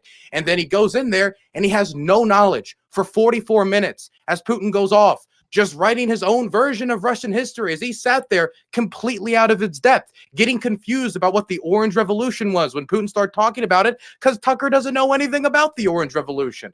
And so my problem was not just that Tucker didn't push back on a lot of Putin's narratives. It's even if he wanted to, he didn't have the experience to push back against Tucker's narratives. The reason he was chosen out of all the rest of the dozens and dozens of journalists who have tried to interview Putin is because Putin knew even if he wanted to, he couldn't fight back. And even if Putin embarrassed himself, that is in spite. That's not because of, I think Tucker was doing a great interview. That's because I think that's just who Putin is. I think Putin is actually a lot less personable than people think, despite Tucker's best efforts. Okay, before we go to counterpoints, and we will go to counterpoints, let me read these super chats, please. I got to make money, gang. $10 from Common Cure to say, Scott, if you want to say legislative gridlock is a feature of our system, fine. But when the reasoning for holding up legislation is based in wild conspiracy theories, that's a very unique problem. $20. From the Democrats there? We got, where's that husband? No, clearly not. I was just curious. If you met Republicans. Tyrannical 51%. Almost certainly. Artemis Fowl for $20. I don't understand why we put so much weight on our intelligence and military agencies when they're the ones who told us that Afghanistan was not going to fall for 7 months, and it fell within 10 days before the Kabul evac. $10 from Artemis Fowl. Would Russia have any influence at all if U.S. intelligence and institutions and media weren't consistently lying and spreading their own misinformation for years? And I won't. $5 from Bendoa. Yay! Putin also put an op-ed in the New York Times in 2013. Thank you so much. The New York Times compromised too. And $5 more from Artemis Fowl. I watched Zoomers and millennials agree with Osama bin Laden's open letter on TikTok, and people are concerned about Russian influence instead of China. Okay. Lauren, have you been defending Tucker so far? I've been trying to. I've been waiting for a while, and then we'll just go to the open again. Go ahead. Yeah, addressing Artemis Fowl, I agree that China is a way bigger player than Russia. If anything, Russia's proved itself to be a paper tiger. They haven't been able to take Ukraine, and it's basically Ukraine should not be a military fucking rival at all. Well, and then it sucks that Admiral Gibbs walked away because that was the next thing that I was going to address. So I'll just actually address Artemis Fowl one more time. So why would we trust American intelligence agencies when Afghanistan fell in 7 months? What we call that is a perverse incentive. Almost everybody who was involved in the DOD in Afghanistan basically knew that the place was ready to fucking explode by the time that we pulled out. And the politicians want to hear what they want to hear. 6 months is not a rosy picture, right? So, 6 months is a very short time considering we dropped billions of dollars into that. So that was probably the intel guys telling the politicians what they wanted to hear, which was not a rosy picture. So just like saying that they're wrong and retarded is incorrect. All right. So Admiral Gibbs, specifically, I was frustrated 20 minutes ago, and this is why, not you, because I love you and I love your Mandalorian helmet, but the reason why I call some conservatives retarded and why I think some of their perspectives are retarded is because specifically the grocery store argument, okay? Tucker Carlson walks into a grocery store and he goes, oh my God, they got beef, they got bacon, they got Brussels sprouts, they got potatoes, they got vodka. The Russians are doing fucking great. And it's no wonder why Americans are so fucking mad that their food prices have gone up by 300% in the past 2 years when Russia is a dictatorship and they have perfectly fine, widely available, cheap groceries. Do you know why that's fucking retarded? It's because Russians have also experienced fucking inflation like a motherfucker, and they also spend more of their annual budget on fucking food. So this motherfucker said some of the dumbest shit possible, being charitable to one of America's rivals for no goddamn reason. So I appreciate that you. If you all heard this fucking argument, then why would you cite that as a good thing? And then secondly, you said that meme. Okay, secondly, you said that it was a fucking meme from a movie. Did his audience get that? Did they get the joke? Because I didn't get the fucking joke. I mean, obviously, I watched it and I saw both, and I'm his audience, and I got it. So when Tucker Carlson was praising Russian grocery store prices, was he memeing? Was he joking? I mean, the meme. This is the meme: is that they're going to go in there, they're going to say that, they're going to get this false impression, and they're going to go say that on TV. That's like literally what the meme is. So was he doing meta irony? I'm doing it behind the thing. Is he a JREG/Dreg watcher where he understands post-ironic humor and he's expecting his audience of fucking boomers to understand post-irony? No, what I think most people, and No. this is the way I took it, I mean, as an audience member, was that, oh, Putin probably made him do this bullshit so he could get the interview. That's like basically the way I That took is Admiral that Gibbs, is really bad.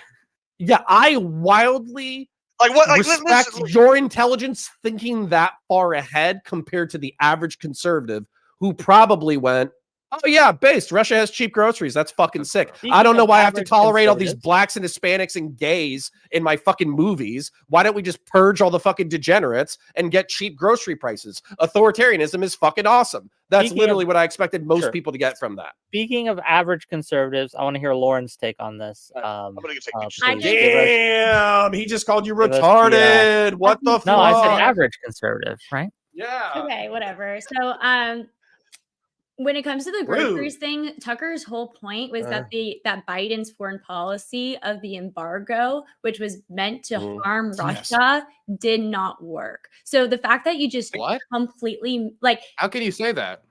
How can it work?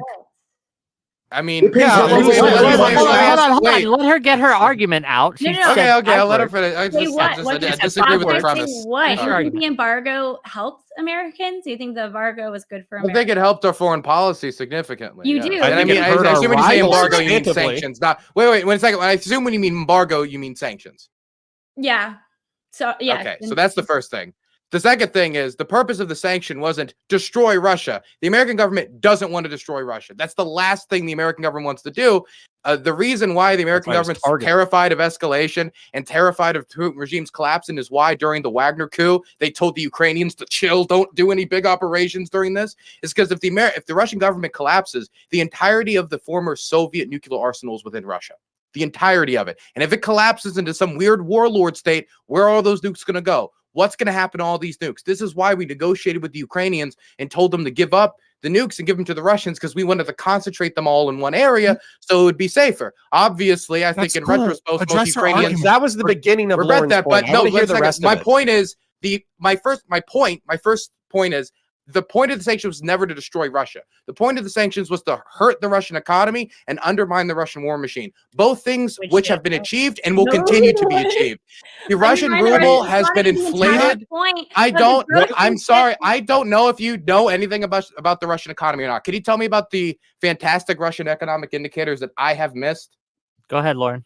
Well, you can look at or you can finish the rest of your point. Just the groceries. The whole point of the Tucker's video. Grocery store prices. I know a lot about Russian grocery store prices. Let's talk about it. You know a lot about Russia. Okay. Yes, Russian egg prices have gone up 61% by the start of 2023 to the end of 2024. That's a significant increase in Russian egg prices, and it's not just eggs, and it's a ton of other like family household goods that Russians need to consume. Aren't eggs going up in price around the world? Hold on, give it to Lauren. No, I'm just saying you're bringing up these grocery store prices.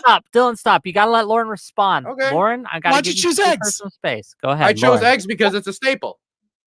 Okay, you didn't choose eggs because there was a massive flu in Europe? Yes, exactly. You didn't choose eggs because it was... It wasn't... Wait. Y'all are doing shit. Y'all still ain't doing shit. If you want to pretend Russians are still paying. Wait, no, I'm sorry. Stop. Lauren hasn't even gotten her goddamn point out. Okay, let her finish. We'll talk about Russian groceries. 10 words. We had 30% egg inflation in America. Fabian, you stop. Right. Dylan, you stop. Let Lauren get her whole point out, and then we can address it. I promise you. Go ahead, Lauren. Okay, and then also we completely weakened the value of the US dollar by so many things that we did to Russia in forms of sanctions. By saying that like certain oligarchs can just be wiped from banks and have all of their stuff stripped and completely loses the meaning and the backing behind the US dollar. And so there are countries, including Russia, who are thinking about switching to the yen. So like, how does that help Americans, what Biden did? Biden completely... By weakening the war effort of our enemies. Yeah, I assume you meant the yuan, not the yen, right? Yes. Yeah. Okay. Yes. Did I? Like, we do acknowledge that Russians are spending half of their... Chinese, yen is Japanese. Yeah. But we can make fun of his egg point. Wait, come on. This is like but the Russian economy. The egg so dumb. Considering we had the bird flu, we had a bunch, like the eggs went up worldwide. Okay, if you don't think, number one, we did not have a 61% egg price increase over the last year. We didn't have that. We had a much larger increase. We didn't have a much larger. Prove it. What do you mean? Prove it, because we didn't have a 61% increase. Okay, let me look up. Fabian just said it was 40. Last time I checked, 40 is lower than 60. That's still real bad. I'm not saying it's bad, but okay. If you don't like the egg price increases, then how about we talk about the freezing of social spending? Or what about the 50% reduction in Russian government revenues? What about the destruction of the foreign reserves? What about their melting down of the gold reserves? What about the massive electricity outages across Russia as their services are breaking down? There's multiple issues that we can talk about. They could be talking about the fleeing of foreign capital. What about the massive hit to the Russian automobile? Let me finish. All of you guys, I'm sorry. What about the massive hits to the Russian airplane industry as 40% of their airplane fleet is grounded because they can't import the foreign parts? What about the massive impact on the long-range missiles that were heavily dependent on French, the argument. German? I am addressing the argument. Shut the fuck up. You're actually just annoying right now. I'm trying to finish my point. Jesus Christ. You're gish galloping bullshit. Like, I don't understand. He told me that the sanctions did not hurt the Russian economy, hurt the American economy. It hurt the American economy more. So first, not even it what achieved the. Let me. Yeah, I want to address directly what she said. So I'm waiting for Dylan to finish. Dylan, can I finish, or is this Fabian need to talk? Is this the Fabian show? Dylan, Wick, I'm sorry. Did this get me named the Fabian podcast? I was unfamiliar. Okay, so the automotive industry was hit. The airplane industry was hit. Tons of industry throughout Russia was hit. The fleeing of foreign capital, the loss of jobs, the loss of people, as many people fled not only the draft, but fled because all the foreign companies left, and a lot of young intellectuals, the young people who have maybe tech-minded backgrounds or working in tech industry, they left. The Russian economy is going to feel the effects of these sanctions for not only years, for decades. A lot of the effects of these sanctions are still not felt yet, as the GDP growth is inflated due to the military industry being heavily subsidized by the state as they're spending up all their savings to try to keep the war economy going. This is going to really hurt Russians down the line, not only today, it's hurting Russians today too. You ask Russians about their top issues, they talk about the rise in living, the rise in cost of living, the rise in grocery prices, the rise of inflation, as the ruble for the first time, I think, since like the 90s was worth like less than a penny. The whittling down of their savings, not to mention the undercutting, which was the main goal and should always be the main goal of the sanctions, the undercutting of the war economy, as they had to import foreign parts that they can't import anymore, like microchips, as they're trying to dodge sanctions. We're trying to squeeze those in order to get long-range missiles to hit Ukraine. That was the main goal of the sanctions, should always be the main goal of the sanctions. Now, as for how it hurt the American economy, I don't think how it's hurt the American economy. Are you taking revenge? Are you taking revenge against me personally for talking a lot on Hippy Dippy? Holy fuck. Okay, I'm done. We gotta. Okay, so the one point that I wanted to add to this is the relative strength of the dollar compared to the euro and the yuan. The fucking relative strength to the euro stayed almost the same the entire time. You can say it's because Europeans were also affected by the fucking conflict in Europe. But you look at the yuan or whatever, it fucking jumped up and then it collapsed back fucking down. China did not capitalize on the situation at all. So the fear that the Chinese were going to replace us was wildly fucking misplaced. So all this fucking simping for China and Russia, which is the way that I fucking read this kind of talk, is misplaced and misinformed. Simping for Russia going and China. all the way back. Okay. So going all the way back to the point that Dylan gish galloped past because he really wanted to let everybody know that he had a lot of empirical evidence. What in the that fuck? Russian Very economy smart was doing man. badly. I was asked about the Russian economy. I talked about the Russian economy. It's kind of the area And he specialized answered it in. in 20 different claim- ways. We gotta the let claim- Fabian. Hey, we gotta let Fabian get his point The out. claim- Go ahead. The claim here is Russian influence. Again, we discussed the Mott and Bailey that is occurring here over and over and over again. I And wasn't so even the then we debate. get into the Tucker. So then we get into the Tucker Carlson interview. And the fact that this person who has some level of influence in the GOP gave a shitty softball interview. And we went on and on and on about how dare he not give a strong enough interview. And this is actually evidence of Russian influence, et cetera, because Putin picked a favorable person to interview that he knew that he could convince a little bit and that he could kind of talk his talk. And then it came down to the grocery store situation where we were talking about it. And Lauren makes a very poignant point, very simple point, which is that no, it wasn't the way that you are framing it. Instead, it was a sense of reporting and shock that we're being told that these sanctions are going to have these massive impact, and how you guys are struggling with groceries. Russia's struggling too, but it's not collapsed like we thought. That's a fucking lie. Yes, you are that's fucking not lying. a fucking lie. This is a fucking premise. lie. Tucker Carlson ended the interview saying, Am I? you know, you're wrecking people's lives in their country, and that's what their leaders have done to us. He said that, and seeing what costs in our country and how people live, it will radicalize you against our leaders. That's how I feel anyway, radicalized. After comparing prices in America for groceries to Russia. So he's ending the interview trying to turn his viewers against American leadership, and you're lying on this fucking panel saying, well, his point was about the sanctions. And it's a retarded You point. just That's the other and point. said he was not trying to refer to the grocery in and of itself. He's talking about the sanctions in general, even though he ended the interview comparing grocery prices, trying to turn his audience against And also, politicians. it's a retarded point. I'm taking what Tucker said. Fabian, acknowledge it's a retarded point because Dylan brought up 15 different did, economic I indicators did on the hill. besides eggs. Will you shut the fuck up? Listen to me. You talk Listen 90% to of me. every This is- program you're on, bitch. Yes, because I'm smarter than you, and my points are actually good. No, you're Oh my not. You're just God, very you're not. verbose. Okay, You're not. okay. So, Okay. Regardless, Respond to the Rashad, argument and then went we'll move on. Rashad. Yes, I agree. As I said before, that there's an element of propaganda. It's infotainment. That's what he does. He's not a fucking BBC journalist. He works for himself. Shush. Okay, you're gonna play Shut games. the fuck All right, up. badass. Sorry, I'm not badass. playing games. You interrupted to scream me that I was a liar. Go and then ahead. you pull Go. one You are a section of liar, the you interview, fat fuck. but you don't pull out. You don't pull out the section. You don't pull out the section of the interview. This is housekeeping. This is how it's going to go. I'm going to let Fabian respond. And then after he's responded, we're going to give it to Dylan It's to very ask simple. Lauren a question. Let the sweat That's ooze how to the it's mic. very Thank simple. you. Will you shut the fuck up? Okay, I get that you're mad that I'm winning. You literally do this all the time and you're not winning. It's okay. It's okay. You interrupt every 5 seconds.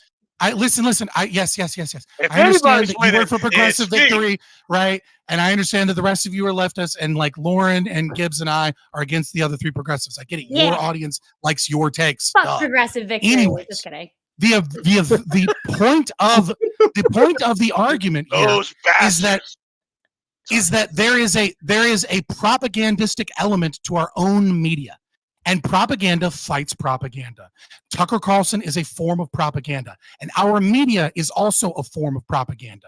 And day in and day out, our media subjects us to things like, for some reason, inflation's actually not that bad. Or there'll be an article saying, the rate of inflation is down, and yet cost of prices are still going up, which is like, congratulations, you took Econ 101.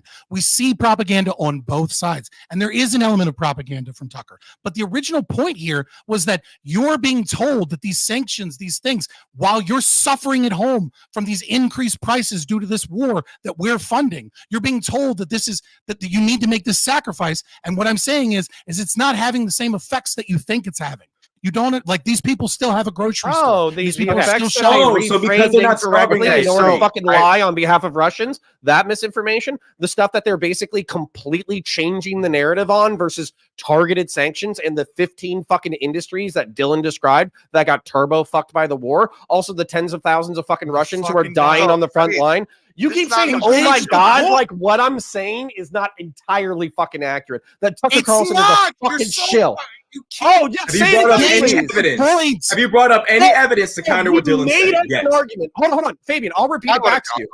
Russians aren't suffering the way that you think that they're suffering. Listen, the Russians aren't suffering. No. You just talk for 10 fucking minutes. Shut the fuck up. It'll be good practice for you. So, anyways, I know your fucking parents didn't hit you enough during church. I wish that in church your parents had hit you more so you'd shut the fuck up when other people were talking. Okay. So, anyways, the fucking point is, you said that Russians aren't hurting the way that you think that they're hurting. Well, I'm not retarded, so I paid attention to the news stories when they came out that specifically we were doing targeted sanctions that were going after the fucking billionaire class, not after the fucking civilians. Literally, that was part of the American-led propaganda, was that we're not going to be fucking killing Russian civilians. We're not going to be fucking over Russian civilians. We're going after the oligarchs. We're going after the kleptocrats. We're going after the corrupt class. So Tucker coming out and saying, wow, we didn't turbo rape the civilian population the way the United States government said that they wouldn't, is fucking planting an idea and then acting shocked that it's not true. That's called propaganda. That's fucking retarded, and only a retard would fall for it. It is propaganda. You fucking retard. Why are you simping for it, you fucking douche nugget? I'm not simping for it. I just am the only one here that's actually fucking consistent with what I speak instead of just spouting fucking talking points. Because you said something 6 fucking times without acknowledging what I said, you guys have which is the fact like that you've reached the there are retard limit on calling each other retarded. You've reached that rivals. Limit. Okay. And I want to give it to Dylan to ask his question, and once they go back and forth, I want to give. Okay, 10 seconds. 10 seconds. I want to respond to what Dylan said earlier. You have not in your frame Fabian Liberty. Fabian Liberty. You have not acknowledged within your frame that there is a difference between allies and aligned interest versus rivals and domestic interest. You keep ignoring that point. No, you didn't. No, I did. Hey, I said that in this information from our allies is you can't keep interrupting. Hey guys, did you think that the military-industrial complex lies sometimes? The lawlessness you allow in the panel space now? Do I need to come back? Dylan, go ahead. Okay. I'm kidding. Lauren, my questions first, just to address a lot of things that have been said.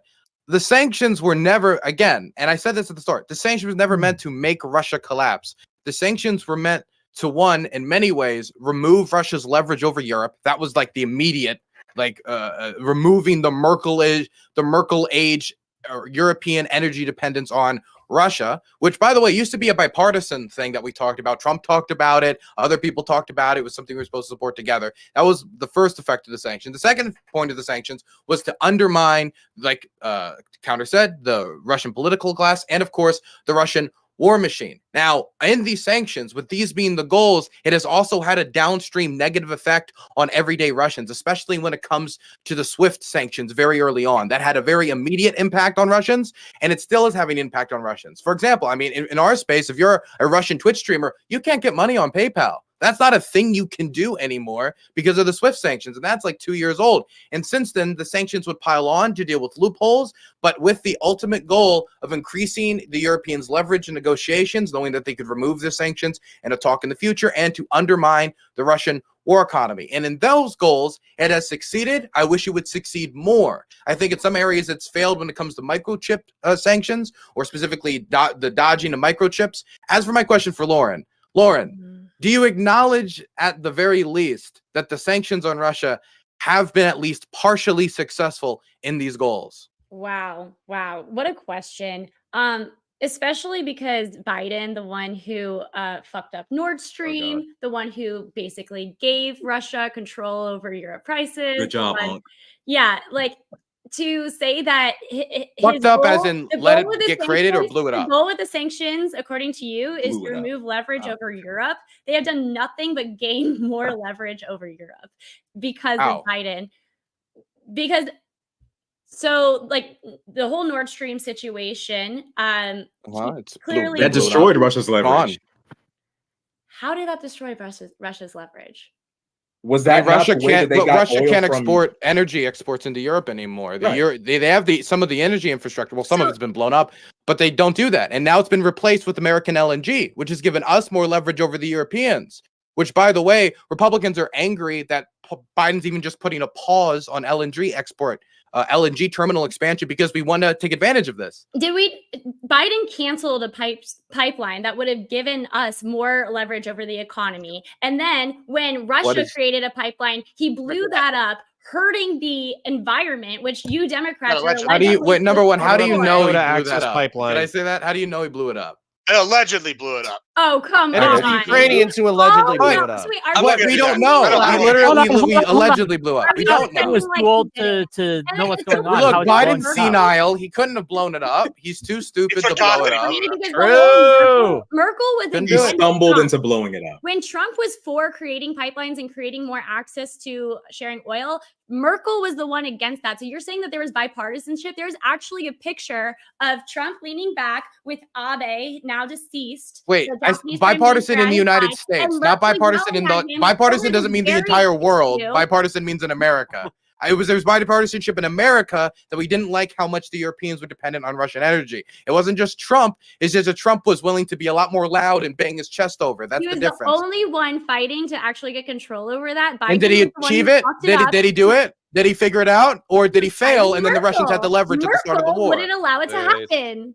So I wouldn't vote for Merkel. I'm not German. I'm not voting for Merkel in the next election. I don't like Merkel very much.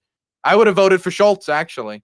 Yeah, she let in way too many. The point of the matter is that Joe Biden has handled this perfectly in terms of building leverage over the Russians. I mean, even the way we handled the war with supplying the Ukrainians weapons, we have built leverage. Wait, she never answered my question. Can you answer my question? That it at least did some good, that the sanctions at least did some good. They achieved their goal. They achieved partially their goal of undermining the Russian war economy. So will you admit that they didn't fully achieve their goal?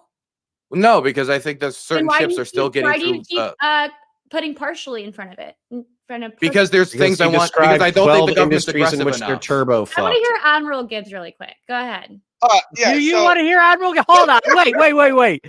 Lauren, listen, I love you, but I get to say who I want to hear from. I wanted to concede my time Human to Admiral shield. Gibbs because he's literally get it. Human shield. If we're gonna get to Admiral Gibbs, I promise, but we got to go to Rashad first, and then we'll go to Admiral Gibbs. Okay. I mean, the shifting of the point to, well, they didn't do complete damage to the Russian economy, so the media is lying. The point of the matter is to do damage to our adversary. Like, what do Republicans want more damage to Russia or not? Because I don't think that's the narrative. I don't think Republicans actually wanted to take an adversarial stance to Russia as it stands right now. You think Tucker Carlson wants to get more aggressive? I don't think so. He spent the beginning of the interview trying to get Putin to be more anti-NATO than Putin even was in the interview. The idea that somehow or another Tucker Carlson was just trying to bring attention to the fact that the media is lying. Does Tucker Carlson want more aggression, economic aggression against Russia, or less? What's the ultimate goal here with that video? Because I already just proved that Tucker came to the end of the video, compared the prices of American groceries to Russian groceries, and said, you know, the prices are so much higher in the States. You know, this is radicalizing me against our leaders, that they're subjecting us to this lifestyle. He ended the entire video trying to manipulate the facts and turn the American people against our leaders with a bullshit video about groceries. So for you to sit here and make it seem, what do you want to say? I was just going to say it was post-ironic shit posting. That's what I learned tonight. So that it's like the dumb, like average intelligence smart meme where it's like the bell curve or whatever. It's like the dumb meme is like, it was just a shit post. The average meme was like, no, he was serious. And then the genius people are like, no, it's just a shit post. That's what I took away from tonight. Okay. Finish your point, Rashad, then we're going to get Gibbs. No, I mean, that was Tucker's entire point when Fox News called that lawsuit was, how can anybody take me seriously? But, you know, it's just both you and Fabian are playing this game of shifting the minor goalposts. Legal facts, by the way, that is such a manipulation of the legal facts. He's saying when he's being sarcastic, when he's being obviously, like, he sometimes says things in a very sarcastic tone. That's typical Tucker. And regarding an election being stolen, right? There are things that and so that lawsuit, it's like, how could anyone believe that this sarcastic tone is literal? And then you twist that to be, how can anyone believe anything he says is literal? That was the grocery interview, what I'm radicalized against the American government, was that sarcastic? That was sarcasm. I think that I don't think that was sarcasm, but then again, how is that a lie? That's how he feels. That's an opinion. See, I can't, I can't. I mean, so it's a retarded opinion. How could we ever tell? Okay. Gibbs, go ahead. Are you not able to tell the difference between a fact and an opinion? Thank God you guys aren't lawyers, because like I don't think you have a firm concept on the. I mean, it seems to me like you have a retarded opinion. Pardon? So I just wanted to quickly say that I'm looking at graph comparisons of what like the average American spend on food and like cumulative food prices, and also one on share of expenditure spent on food versus total consumer expenditure. And on all of these graphs that I'm checking over the last 2 years, the United States, when it comes to stability on this, has been miles and miles and miles ahead of the Russians in comparison. In fact, if you check cumulative food price data and inflation around cumulative food prices, it's just been like almost like a straight up like line. It looks more the slope on that is more inclined than the ramp Trump almost fell over. It's pretty deep. So I can send you that data if you want it. Yeah, I just want it because everything that I'm reading when I type in Russian economy and sanctions, Like CNN says, Russian boasts it's beating sanctions, but it's longer term process. Wow, yeah, Russia boasts it's beating sanctions. What a surprise! The surprising, they're not admitting to it. it. Financial Times, the surprising resilience of the Russian economy. Business Insider, how Russian economy has avoided going bust after 2 years of war. I mean, it's just so crazy because were they supposed to implode overnight? Again, my argument was not, and I said at the start, and I was right opened with it. My argument was never that we must collapse the Russian economy or the sanctions meant to collapse the Russian economy. America very much doesn't want to destroy Russia for some of the reasons I've previously stated. There's no interest in that. The interest has always been to increase leverage, have it get worse and worse and worse over time to pressure the Russians to pull out of Ukraine and or to undermine the Russian war economy. Quick question. The sanctions were before there was actual actual boots on the ground, correct? So the whole point of the sanctions was to prevent boots on the ground. Did that succeed? That's not how that you was not evaluate the point policy. of the sanctions. What the fuck? Yes, it was. And also, yes, it was. Wait, the point of this. You wait, the point of think this. that Wait, sanctions are meant to stop war in their entirety. That's the thing that you want to say right now. When the sanctions were what? No, Lauren. You think that sanctions are supposed to stop wars in their entirety? I want you to say that shit with your whole fucking chest. It was meant to make it so that they were incapable of getting resources to the. Yeah, it was meant to. Let me jump on that. So I'm denying avocados. I'm denying avocados to Miami to make you stop being an asshole. And you keep being an asshole. Did I fail? I've been waiting. Go ahead, Gibbs. Help your girl out. Go ahead. All right. So I want to say, all right. So first, let's just grant. I don't have the numbers yet. I haven't looked at this info if they posted it, but let's just grant. Everything that Dylan said was 100% true. I'm just going to grant it about the Russian economy under the sanctions. What's interesting to me about this interview is the message that the Dems took and the message I, as a Republican, took from this, right? So the Dems are sitting here saying, look at Tucker go, oh, woe is me, woe is America, look how bad it is. The message I took is, look at this terrible country. Russia is under these sanctions, all their stuff's suffering, their people spend a disproportionate amount, and all their prices are rising. But hey, look, their prices are less than or comparable to what you're paying here in America for the same goods. How is that even an issue? Not true. And so that is definitely a message that I'm getting, and that's definitely a lot of Republicans. Yeah, that's a bad message. That's incorrect. That's misinformation. That's propaganda. Gibbs, I got some for you.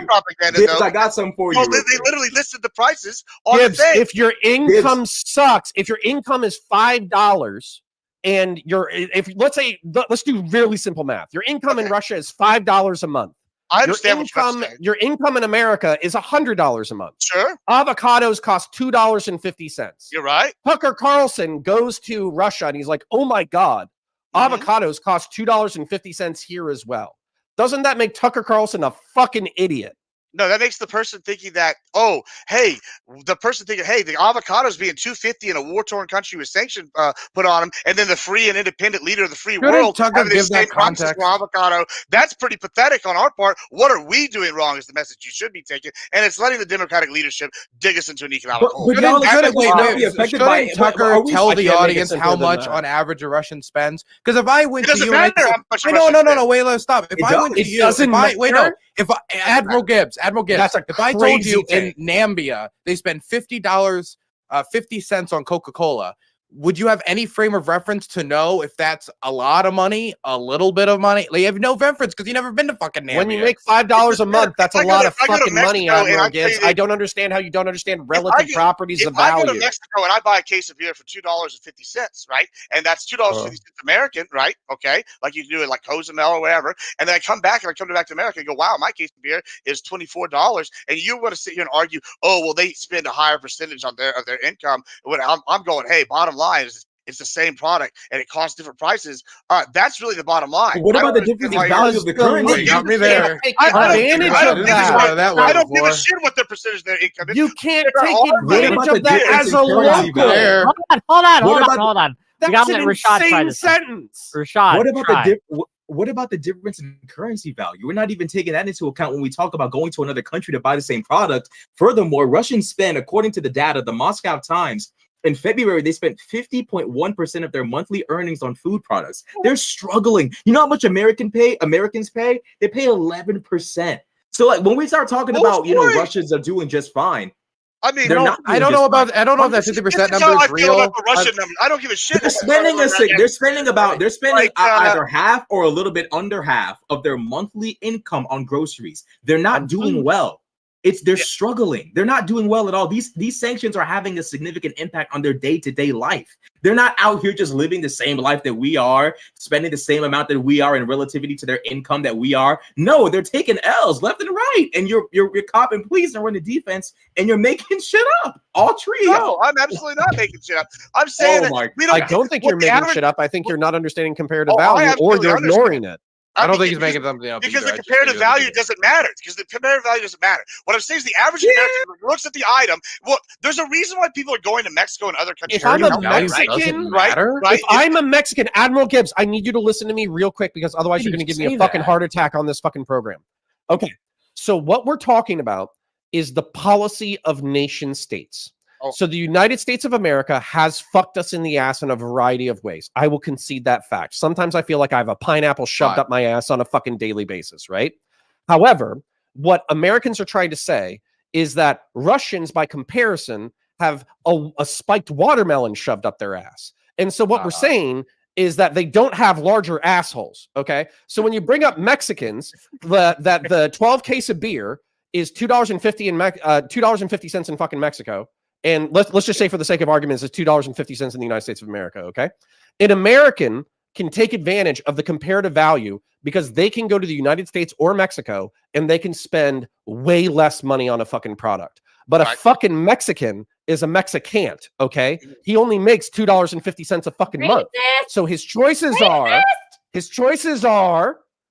to buy a 12-pack of beer or to fucking starve. Those are his options. So when somebody says, hey guys, did you know that beer in Mexico is $2.50? It's so insanely cheap there. That guy's a fucking retard because the Mexican can't take advantage of the cheap beer. And the foreign person, unless you're willing to fly to Mexico every other fucking weekend to buy cheap beer, they can't take advantage of it. Okay. That is the thrust of the point. I'm going to read some super chats. We are a watermelon spiked thrust. Okay. Well, let me read some super chats. The average Mexican is as poor as you're making them out to be. What does that have to? I'm just going to read the super chats. We're not going to get distracted from these money. From my Dominican Republic. $5 making money. Belize. Costa Rica. $5 from Artemis Fowl. How many people were held accountable for the lives of Afghanistan? Who was punished? Are the same people in charge? $10 more from Artemis Fowl. I laughed at Tucker for the grocery store thing. Russian food is cheaper because he paid in rubles, which trades 100 to 1 for USD, and Russians get paid far less than Americans. $5 from Cameraman 502. He gets it. Where did Tucker mention sanctions in that grocery bit? And $10 from Zephyr Hash. Does Admiral Gibbs have to be introduced to the McDonald's index? Yes. Some goods cost different in different countries because the entire supply chain costs differently. Yeah. Okay. Can I just, from personal experience, I lived for 8 months in Ukraine and I live in 4 months in the United States. When I live in Ukraine, despite work costs, because I have to pay for fixers, translators, and that type's expensive, my living costs there are tremendously cheaper than what they would be in the United States living in the DC area, which is the area I was born and raised. I was born in the DMV. And so, I might go over there and the products might be cheaper, especially labor costs over in Ukraine are much cheaper. If I pay a translator over there, it's going to cost a lot less if I pay an American translator. But that doesn't, if I was to go over there and I was to say, hey, look at all these cheap prices, the answer wouldn't be, oh, the Ukrainians all have it economically fine. And because look how cheap all the grilled cheeses are. Oh my God, it's a really nice in the Ukrainian economy. We don't need to send any aid. It doesn't. No, you would have to look at how much Ukrainians are making. I mean, I know teachers in Ukraine that make it like $150 to $200 a month. So that cheap grilled cheese to me is a lot different to them. So that's comparative value. And he didn't have his headphones on. I heard you. Okay, you did hear me. Good. Mm-hmm. I understand what comparative value is. It's a post-ironic shit post. I do want to give it to Fabian. God help us all. Yeah. Fabian, go ahead. So again, the topic for tonight, right, is about Russian influence. Again, I have to reiterate that there's this Mott and Bailey about what influence means, because obviously all countries that have a large amount of power and state apparatus and intelligence agency have some level of influence. So the real argument is about how much influence they have. And what you've seen is us be bogged down in attempting to determine what level of disingenuous propaganda and or stupidity comes from one specific interview of one person that has some sway with conservatives who the entire internet and Twitter memed on, who immediately got community noted when he was on X, and who almost every conservative is aware that the grocery store thing was dumb propaganda. And we're supposed to be bogged down. It was defended here. Discussing this. No, it was not defended here. Again, you lack the ability to oh my God. Understand Don't believe thy lying eyes. I understand that you have difficulty following anything that isn't just specific hard facts. That conversation was caused because you I'm very slow. Yes. No, you. Rashad, relax, buddy. It's okay. If you I'm wind more it back, upset than the black man. What are you talking about? I said it is multiple times Racism. before you ever got mad at me that he was a propagandist. And then before you ever got mad at me, I said Marjorie Taylor Greene probably retarded. And then I said somebody else probably retarded. And then I said Tucker Carlson is almost certainly selling entertainment and is selling a specific narrative. MTG the question is how much influence, though. Right. The question is how much influence does this evil Russian menace have on the political positions and our policy? I want to answer that question, and I don't want to listen to 4 more minutes of ranting. I want to answer that question directly. That perspective, I have to reframe it. I don't want to hear your reframing. Lost. I don't give a shit. You talk for fucking 8 minutes at a time. Okay. Lord so Jesus. The answer to your question is that this is the no, I refuse. As a matter of fact, I'm gonna go find a fucking pineapple and shove it up my own ass right now. Okay. So, anyways, so the fucking answer to your question. and we'll go on wait, what? I don't know when this is just you. That was an interesting comment. Super laggy. Is it just me? Oh, it's just you. 40 minutes. Is he gamer? Fuck. No, you're fine on my end. It is okay. Anyways. Fair enough. So sorry, it was just this super perspective. Laggy, back to the pineapple. Regardless of the pineapples up my ass. How is it 8? The truth of the matter is that Tucker Carlson's perspective and Trump's perspective on Russia, NATO, the conflict in Ukraine are popular with 55% of the Republican Party. I'm not interrupting. And that part of the party is probably going to dominate in the presidential election. So saying, like, I'll concede a part of the argument. We don't know how much of this is organic conservative perspective mixed with Russian information warfare. I don't know how much of which is which, right? I'm saying it's bad. I'm saying it's bad and it should be actively fought. Okay. I'm saying it is obviously right. I'm saying that it's mostly. Like I'm saying it's mostly disgruntled Republicans, and that the idea that it's any really significant influence Russian propaganda is cope. That's what that is. That's really the bottom line. I don't think it's cope at all. But, I mean, we have federal documents literally noting and taking document of Russian propaganda on social media swaying the people. I mean, when we have some of the most popular voices in conservative media repeating Russian state talking point, I think that's significant. Gibbs, it's not a lie. My frustration. Who believed in the Russian propaganda was already conservative and was not swayed. That's like, and I actually gave Whick a link that showed all of the data showing what populations were already were convinced by any Russian. I put the link in YouTube and Twitch for you. There actually was so false, Gibbs. and then false. Yeah, and then also like false. Everything. The Russian propaganda was just a way for Hillary to do like a false. To go after Trump for bullshit reasons. Gibbs, you said. Do you believe the Internet Research Agency was real? God damn it! I'm talking to Gibbs. So Gibbs. I'm talking to Lauren. No, I'm talking to Gibbs. You wait. Okay, stop. Hold on. Gibbs. Hold on. Both of you, shut up. All of you, shut up. Okay, we are coming. We only got like 10 more minutes. Yes or no I want to get to both these questions. Laura was speaking first. We're gonna go to Dylan and Laura. And then we're gonna go Counter and Gibbs next. That's racist against Mexico. I was done. Oh no, I told Laura, like, do you believe the Internet Research Agency was real? Do I believe and that they were operating during the 2016 election? I think she's just saying the impact is minimal. Yeah. Okay, so you do acknowledge though that the Russians were engaging in information warfare and attempting to. I think there's a lot of countries that use Twitter and social media to try to push their agenda just like the way Americans do. And this isn't. But And can you that's answer also my not, yes or no like, question? stealing votes or anything like that. Even if this were in play, which according to the data that I sent, I said that it was real. However, the impact that you guys are claiming it has is absolutely not shown in the data. And I actually sent all of the data to Whick to show you, that people who believe this Russian propaganda were already deeply right and were going to vote for Trump. And so it wasn't like a bunch of Democrats read these Twitter threads. So it's okay. So the God, 2016 election. Biden did. Oh my God, Hillary did this. Oh my God, I should vote for Trump. That didn't happen. I do believe that the Russians did try to have an impact. How much impact they had in 2016 is debatable at best. No, it's not. It's not debatable. Let me.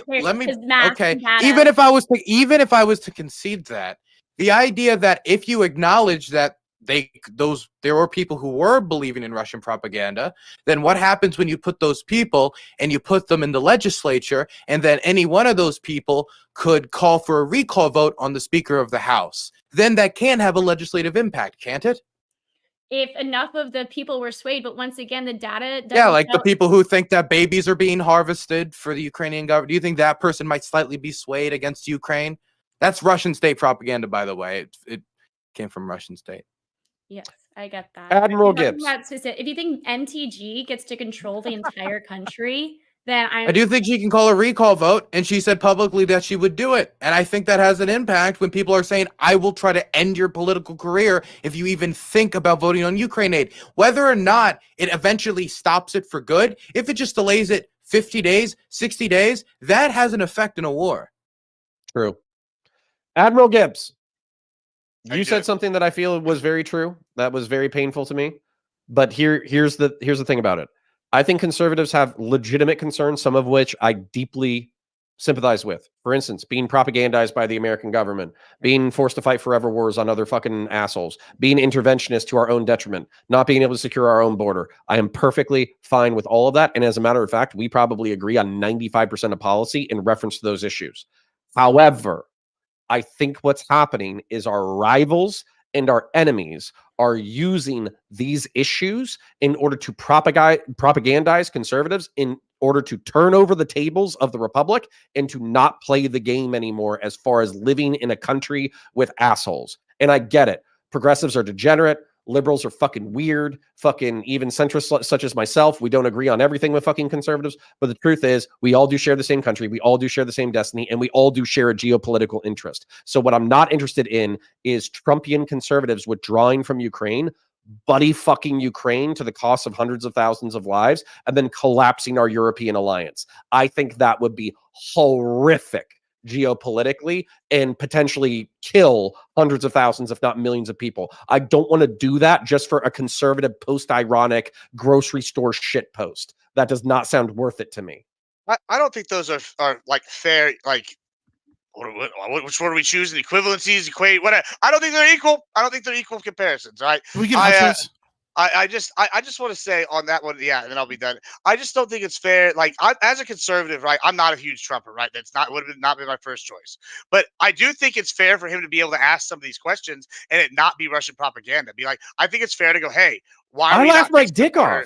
Yeah, like why are we not going to fix the border before we send money to Ukraine? Why are we paying more into NATO than any other country and then not paying like fair wage? When he stood up in front of European leaders. When he stood up in front of European leaders and he stuck his finger in their faces and he said, y'all need to pay your fucking fair share or else we're going to fuck you up. Like, that was actually, one, hilarious. Two, awesome. Europeans do need to take their own security seriously.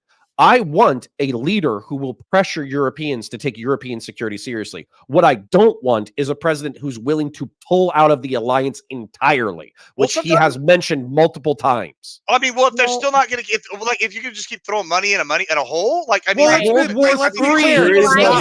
stop calling it a hole. Collective security isn't a hole. It's the interest of all of us, number one. But number two, of those nation states, before the Russian invasion of Ukraine, 8 out of the 31 NATO states paid. Now the number's 18. It's going to be over 20 by the end of the year, paying the 20%, the 2% threshold. That is a significant improvement. But so what I don't want to hear is from people like, we're seeing them do what we've been asking them to do for forever. We're seeing the Europeans surpass us in supporting Ukraine when it comes to financial aid already sent and dedicated packages they've promised for the future. And we're still saying, oh, they need to pay more into it. I do think they need to pour more into it, but they've already outpaced us. And they're meeting our demands. So why would now be the time to threaten, say things like, hey, Russia, you can go fuck them up. You can go fuck them up if they don't pay the 2%, which creates uncertainty about a defense commitments. It can create a crisis. I mean, okay. I understand respond, but then we gotta wrap. I understand. Yeah, I understand all this. Yeah, I understand all those concerns. Yeah, we're gonna get closing. Yeah, I just think that they're fair questions to ask, and I think there's like sometimes you need to light a fire under somebody's ass. I mean, Paul, I could argue that maybe the reason why these countries are paying is because Trump has lit a fire under their ass, kind of thing. I mean, I think that's a fair assessment. Maybe it's a fair question, but I don't know. I don't think it's fair to say this is Russian influence just because it's not. It might benefit Russia in some way and hurt the Democratic Party in another or something. That's not a fair. I do just want to say quickly one last thing before we go on to the next thing. There's a lot of talk of like us coming to Europe's defense. There's only one time Article 5 has been called, and that was after 9/11. And the Europeans went with us into Kandahar. They went with us into Iraq, many of them into Iraq as well, gallivanting across the Middle East, and their young men died for war started on our soil. And then the side effects of the wars, when it comes to mass migration from the violence that was in the region, that did also affect Europe as well. They put themselves on the line for our security interests. And if we want them to put their interests on the line again in the future, when it comes to other issues, be it Taiwan or other things, then we should take their security interests into our consideration at the very least and not abandon them. Okay. Thank you, everyone, for a robust discussion today. It was... Thank you guys like to talk and like to yell at each other. That is both great and terrible. I love it and I hate it at the same time. Thank you all for being here. I want to give you all a chance to have closing statements, tell people where they can find you, put your links in chat, all the good things, right? So everyone, I want you to go to support all these individuals, all these creators. That said, it is the end of the month, gang. Last chance for you to sub to me, super chat to me. That would help as well. I can't do this for free. If you like this content, hit that like button. Hit that subscribe button. If you're watching this on Twitch or on Kick, please hit the follow button. Really helps me out. Tomorrow, 6 p.m. Eastern, we're going to go on Tuna Chips podcast. That'll be fun. Next week, we got some great stuff coming up. We got on Wednesday, we got Brittany Simon, Erudite, Rashad, Counterpoints, a couple others. We're going to be talking about Coomer culture in these spaces, and that'll be fun. And on Thursday, I'm hosting a one-on-one debate between Kevin Logan and a yet-to-be-determined opponent on Israel-Palestine. That will be great as well. But let's go to closing statements. We're going to start with Fabian. We're going to work our way around, and we're going to give Rashad the last word. Go ahead, Fabian. Yeah, sure. I'm sorry with me. So I think I remain unconvinced. I think my position is still the same, which is that there is obviously some level of influence from many different places on our political system, and that the Russian influence is one that is consistently and constantly overblown by the Democrats over and over and over again, and has been for the last decade. It is kind of a tool that never really works, but they use it over and over again, hoping that it will work. Propaganda has always existed, and there are some forms of propaganda and information warfare as far back as war itself has existed. And so it is something that we always have to be vigilant towards in terms of some levels of misinformation. Best way to deal with that is to not freak out, not have hysterics, but instead utilize systems like community notes or, collective systems or, whatever it is that Facebook or Meta wants to do if they want to figure out better systems that don't cause issues towards free speech. The increase in the presumption of ideas being influenced is a problem specifically because it allows people to paint genuine opposition as Russian misinformation. That is the real threat that we're under with this idea going rampant, is that if we allow this histrionics to go above and beyond reality, what it allows the Democrats or the left to do is say, oh, you don't want to fund Israel? You don't want to fund Ukraine? You don't want to be involved in this specific military operation? Oh, well, that must be because you're bought by the Russians. Because and we're seeing it here. We are seeing argument after argument after argument that the two are synonymous with each other. We're heading over to Tom soon. Okay. And the power given to the state to potentially stop this is a threat we should be concerned about. And we can see this even with something as simple as the filibuster in the Senate, right? The filibuster has been around since 1789. And in 1975, it went from 66 votes to 60 votes. In the 2010s, it went from 60 votes on legislation, but a simple majority vote on things like nominations. And if we keep using this rhetoric that, 20% is hijacking the entire political system, so how dare they be allowed to filibuster, et cetera? How dare they be allowed to have these processes? We need to stop them. What you're going to find is that the systems and institutions that the United States has built up to have a slow legislative process are going to be eroded and destroyed so that we have a more progressive and leftist form of government that gets bigger and bigger down this snowball hill that we're already heading. So don't believe the hysteria. It's bullshit. And yes, propaganda exists. When you see it, fight it and call it out for the stupidity that it is. Okay, thank you for being here. Where can people find you? Fabian Liberty on YouTube or on Twitter, or technically on Twitch, but I don't stream to Twitch. Give him a follow, gang. Thank you for being here. I do appreciate you. Next up, counterpoints. Go ahead. So, what I would say, kind of responding and doing an outro. The anti-Russian propaganda has been overused and exaggerated, Fabian says. I kind of agree. I think Russia has been a rival forever. We should have expected them to be a geopolitical rival. We shouldn't be shocked that they're our rivals. As a matter of fact, I would like it very much in the future if we work towards a more friendly relationship with Russia. But just because we've been talking shit about them and just because we've been treating them as an adversary doesn't mean that they haven't been acting as an adversary. Propaganda always exists. Yeah, no shit. But there's propaganda for aligned interests like the United States of America, Europe, their allies, and all the people that have built up this $65 trillion commercial empire that we're all reliant on for cheap gas and Funko Pops and avocados. This might seem materialistic and stupid, but it's not. The reason why we are wealthy enough to have this conversation is because of the American empire, and it's worth defending and it's worth explaining. One of the things that I got frustrated with Fabian throughout this conversation was that he's mentioning how information warfare and propaganda is being used actively by all sides all the time. But I felt like he underemphasized the fact that there is a difference between allies and friends and domestic governments using propaganda towards shared goals versus adversaries using propaganda to undermine your goals. Obviously, different factions fight for different goals. So pretending that it's all information warfare is kind of fucking retarded. It's counterproductive. There are things that we should all work towards. I appreciate contrarian thought. I have no problems with contrarian thought. As a matter of fact, I think contrarian thought is one of the most important parts of the American fucking republic. So contrarian thought is important because it keeps you on your toes, but it shouldn't be used to justify stupid fucking positions. You mentioned how the 20% of the country is being called out for hijacking the Republican system or whatever. That's good. I'm happy we have a slow-moving political system that actually factors in all the variables. However, I think another factor of that Republican system is being willing and able to call those people fucking retarded. So if 20% of people are hijacking your system and they're doing things that are counterproductive for hundreds of thousands or millions of people and potentially kills people that you care about, you are allowed to call that morally objectionable and stupid in public aggressively. And that's part of the beauty of our system. Where can people find you, Counterpoints? Counterpoints 40K. So type that into YouTube. You'll find my main channel. It's mostly science fiction breakdowns of popular media. It's doing very well. I'm very happy about it. If you want to check out the political channels, they're linked down in the description. Also, Counter Connor, COUNTERCONOR on Twitter. Thank you for being here. Really appreciate you. Next up, Lauren De Laguna, please. Hi. You can find me on X, on YouTube, on Instagram, and that's about it.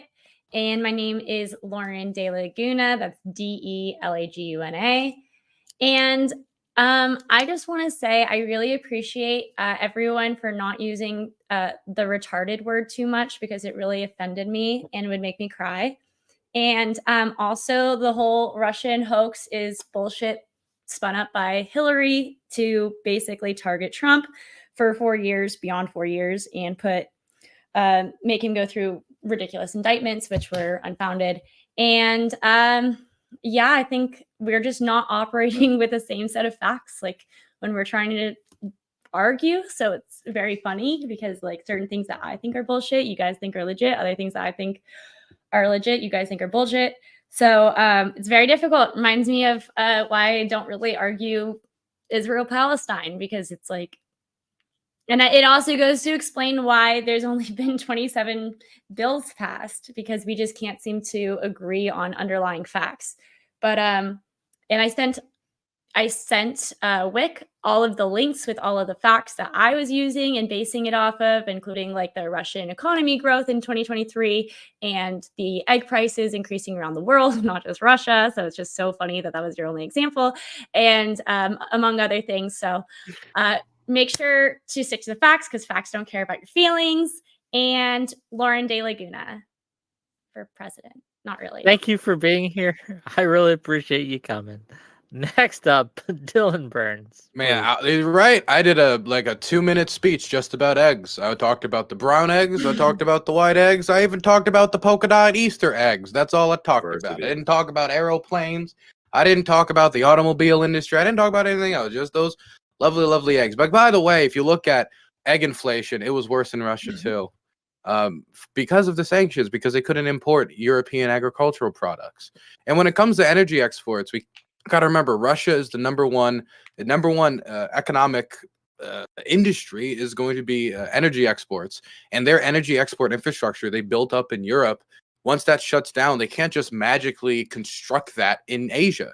They tried to replace it with Indian and Chinese exports, but the Indians and Chinese, despite whether or not the price caps were there, knew they could get that energy export at a lower price because Russia was in a bad negotiating position, and they only picked up like, what was it? I think it was like 1/5 or 1/8, I forget the exact statistic, of what the Europeans used to consume, and the Europeans are now consuming Norwegian crude and American LNG exports. So if your main economic export is going to be, the natural gas, or going to be crude, is going to be these types of products, losing one of your main consumer bases is going to hurt you whether you like it or not. And we needed that European independence to end if they're going to engage in this way in Ukraine. Now, moving on to, we had talked about Russian infiltration, the whole thing. I just wanted to quickly say, in the news, I don't know if people were watching, Transnistria, which was the breakaway part of Moldova that the Russians interfered in the 90s to prop up when the Moldovan government tried to assert authority, because the Russians said they had to save the Russian speakers of Transnistria. For anybody, if that rings a bell for anybody in that room, they just had the first Congress, Transnistrian Congress, which is just a meeting of the local thug authority that is ruling over Transnistria, that's deeply embedded with organized crime. It was the first meeting they've had in 15 years, and they asked for the Russians to come save them. To come save them. What does that sound like? And I'm not saying this to say that's going to happen anytime soon, but I am saying this to show that if anybody is under the opinion that once the Russians, get something out of Ukraine, they're going to stop with Ukraine. They have no ambitions anywhere else. If that's something you believe, while Moldova is deeply embedded with Romania, a NATO ally, and that could provoke a confrontation with NATO, if people think that it's not a wise investment, I would ask them to think of the future and make sure to be prepared for all externalities. Anyway, you can find me at Dylan Burns TV on YouTube. I'm a war journalist. I'm going back to Ukraine in a month. Hope you follow my my travels. Give him a follow, gang. He's great, right? I know I had concerns before he went to Ukraine, but he's put them to bed. He's done a great job, and I think you all should give him a follow. Thank you for being here. Really appreciate you jumping in last minute. Appreciate you. Next up, Admiral Gibbs. Hey. So let's see. Basically, don't take. I just want my leftist friends and compatriots here in this great nation to understand something. Not every opinion that us conservatives and Republicans in general are coming to is the fault of propaganda. We're not as dumb as y'all think. I know that that's a meme. We're not as backwards. We are sitting here. We're looking at issues. And some of the issues y'all care about aren't the issues that we care about, and vice versa. We all know this. But whenever we do have controversy, don't turn right at us and tell us, hey, it's propaganda. You're dumb for believing the propaganda. We have our own opinions. We have our own sources. And that's not conducive to this conversation of getting stuff done. As for Russian propaganda, I think it's a very small, minor factor here. And I think I've been very clear on that point overall. As for where you can find me, I'm Admiral Gibbs. You can find me as Admiral Gibbs on everything. Thanks for having me, Whick. No, thanks for being here. I appreciate you. And gang, give him a follow. Great. You still streaming after this? We're gonna raid into you. I will be. Thank you. Okay. Last but certainly not least, and you can blame him if you hated this topic. Rashad Crenshaw, please go ahead. All right, thank you guys for having me. Thank everybody for the great debate. I just think that the MAGA wing of the Republican Party is embracing an information war cycle that can cost them foreign policy, I guess, reputation for decades. I think they're going down a path that's completely unfounded in reality, and I think that this debate has explored that clearly. And I think that the beginning of the clear and intense Russian misinformation campaign, as we know it clearly in front of us, so we can clearly see, is beginning with Tucker Carlson. It's being spurred on by people like Candace Owens and Russell Brand and others. And I think that people should pay more attention because it's going to get worse as time goes on. So that's all I got to say. Where can people find you? Rashad Crenshaw on YouTube. Gang, check him out. He's great. Love to have him on. Thank you for bringing me this topic. It was great. With that, gang, I know there's some people who want to call in, but I'm not doing call-ins tonight. I am beat. Okay, these guys have crushed my spirit. Right? Excellent. We have a new mic, but now I need a new soul. Okay, we're ready out. See you guys later. Oh, Hassan Piker was right. Bye. Peace. See you later. Okay. Give it a minute.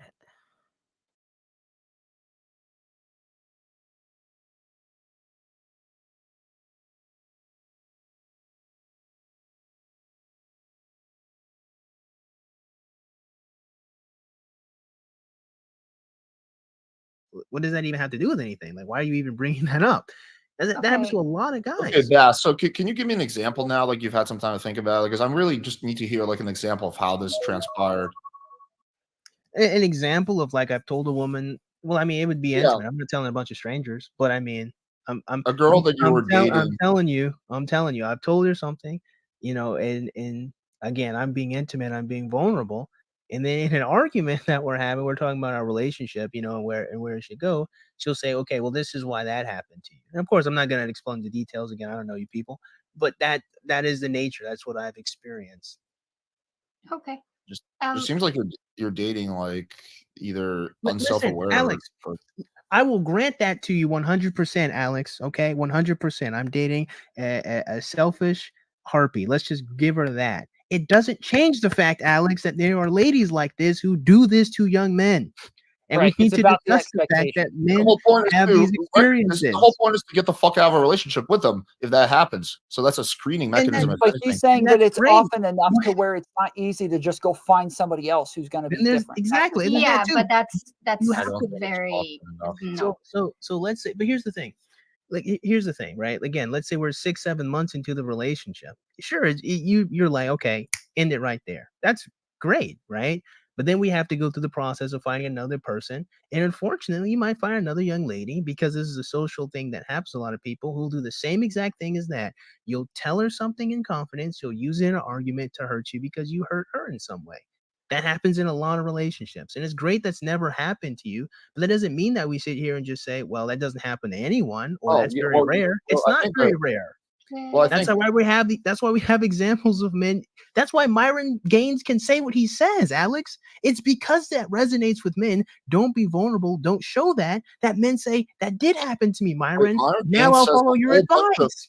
Just real quick, because we have to address this. We keep going back to like whether or not this is common enough. So we did use the idea that like this is a common complaint from women that men will just unload their emotions a little bit too much early on in relationships, right? We said that we hear this enough from women to where we can just accept this as a truth. We do hear this enough from men to where we should be able to accept this as a truth. Like it is a common enough experience from guys to where we should actually admit that it's common enough to engage with it as a real phenomenon. Yeah, but Tom, the question is, I would say that I've heard a lot of stories about a girl. Sorry, let me get this one point across. I've heard some stories from guys about a girl having like a smelly vagina, but doesn't mean that most girls have smelly vaginas. How common? I don't know. It doesn't have to be most. I said 10 to 15%, but like it's be reasonable. I think it's also going to be culturally dependent, because like somebody in Miami, I think is going to have this problem a whole lot more than somebody in fucking like California. Like the differences are going to be massive because in Miami they're going to have what's the word for it, that like the very stoic like macho guy that they use. No, it's like a Red Giga Chad. Oh. No, I don't know, but whatever you're thinking of, Miami is not predominant in that. No, It's it's more predominant in like guys like wearing like a golden necklace, and they're like they have to have like the hair.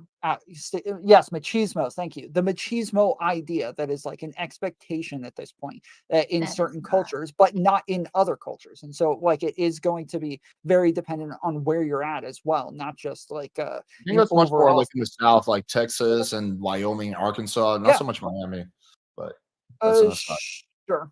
Okay. Okay, Vic, talk so I can talk. And I kind of forgot what I was going to say. Oh, yeah, I remember now. Sorry. So what I was going to say was that if every girl you're attracting is kind of a bitch, at this point, like if you keep attracting bitches, it's more on you than on the women. So you kind of have to wonder, why is it that the kind of girls who's attracted to you is like that, as opposed to like why women are like that? I don't think it's fair to consider that women like that just to be bitches. Especially if most of your relationship is not tumultuous and bitchy, and that we will still occur, then we can't just say, "Oh, you're just dating bitches."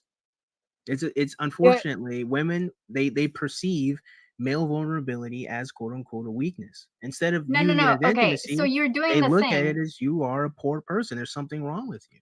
No, so you're now taking something that you have like an idea of X amount of women who engage in this behavior and X amount of men that you heard that experience this behavior.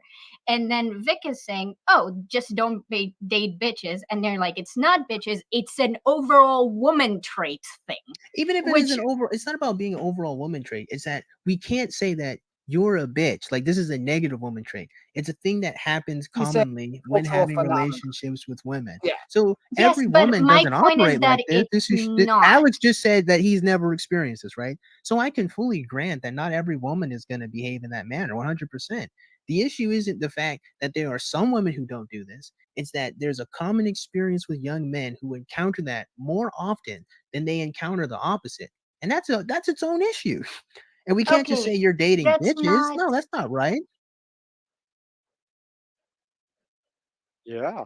That's my point is more that Zico, I will grant you that women Go ahead. The women generally do have a harder time, which I'd also say you shouldn't date women like that, but I get that it's complicated. I will grant you, yes, there's an issue with vulnerability in men, but the specific example that you're giving about giving a very important detail and then it being used against you, that is like a very specific niche thing, which I will not accept. So I will accept your greater premise, but not this specific example. It's difficult. It's difficult to not only have experienced it personally, have had multiple other of my friends experience it, then seen it on the internet, and then seen it on TV show. It's difficult to be able to not only experience it personally and then see everyone else resonate with it, and then say, well, that's very ultra specific. I don't think it is ultra specific. It does. Again, you know what's selective bias? Hold on. I just want to. The framing of this is like a little bit of a problem because one, we start off the conversation about the fact that men aren't emotional enough in relationships, and this is a problem for women. And then we start saying, well, also, but women aren't always accepting of like men being open and intimate with them in a lot of ways, to where like women would have to be more accepting of this in order for men to make those changes. But then now we're adding on top of that, well, men shouldn't date women who aren't accepting of this, so that women stop doing this. Like we're kind of like 3-4 levels deep of saying you have to stigmatize this thing in order for it to stop. But in order for them to stop, they have to stigmatize you, and then you have to stigmatize them back for stigmatizing you. And it's like this never-ending thing where we are like, I feel like it's a pretty standard thing where we say, hey, look, toxic masculinity exists. This is a trait that we would consider to be part of toxic masculinity, and that both men and women are going to be contributing to this. And right now, we can just talk about some of the ways that women contribute to this. It doesn't always have to be this like back and forth thing. It is a thing that men have to work on, but in order for them to work on it, it has to be acceptable. I disagree. This is kind of, and I'll give like from the opposite side perspective, right? So there are a lot of women who are like in a feminist place in their life, and we generally know, I think Lauren could agree with me, that for example, women having body hair is not a very desirable trait. It's not something dudes are generally going to put in their profile. Yes, please have hairy armpits and don't shave your legs. Okay.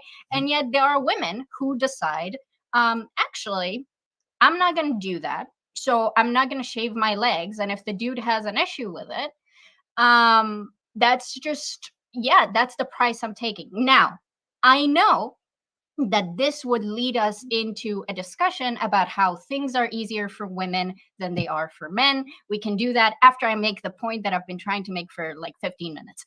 Tom, earlier, when I was on my last tangent and you said, hey, look, we're talking about a relationship versus dating versus this versus that. When I was critiquing like red pills ideas about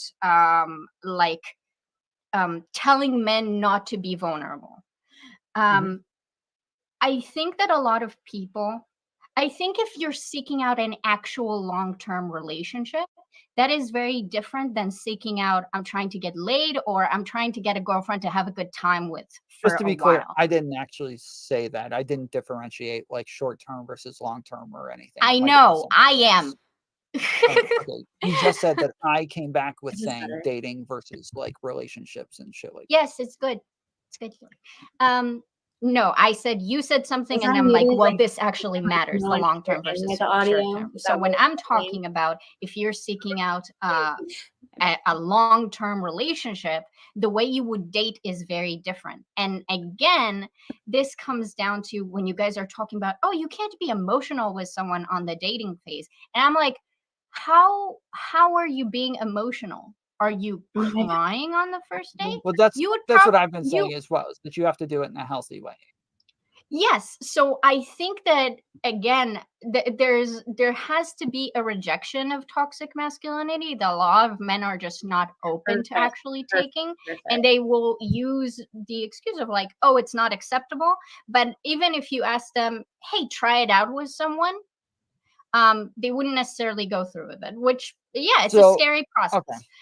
So there is like a fundamental disagreement though that I think most of us are going to have, where like I think most people are kind of where I am, where we can say yes, men should be capable of being more open and intimate in their relationships, and they should be capable of doing this in a healthy way.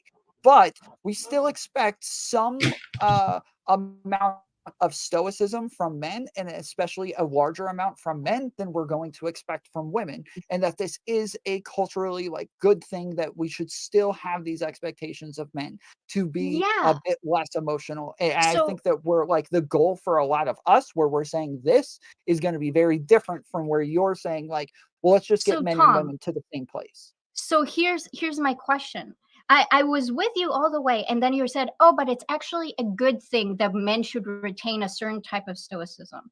And I'm asking you, why is that? Why do you think it's a good thing? Do you think it's a good thing because women are not going to like it?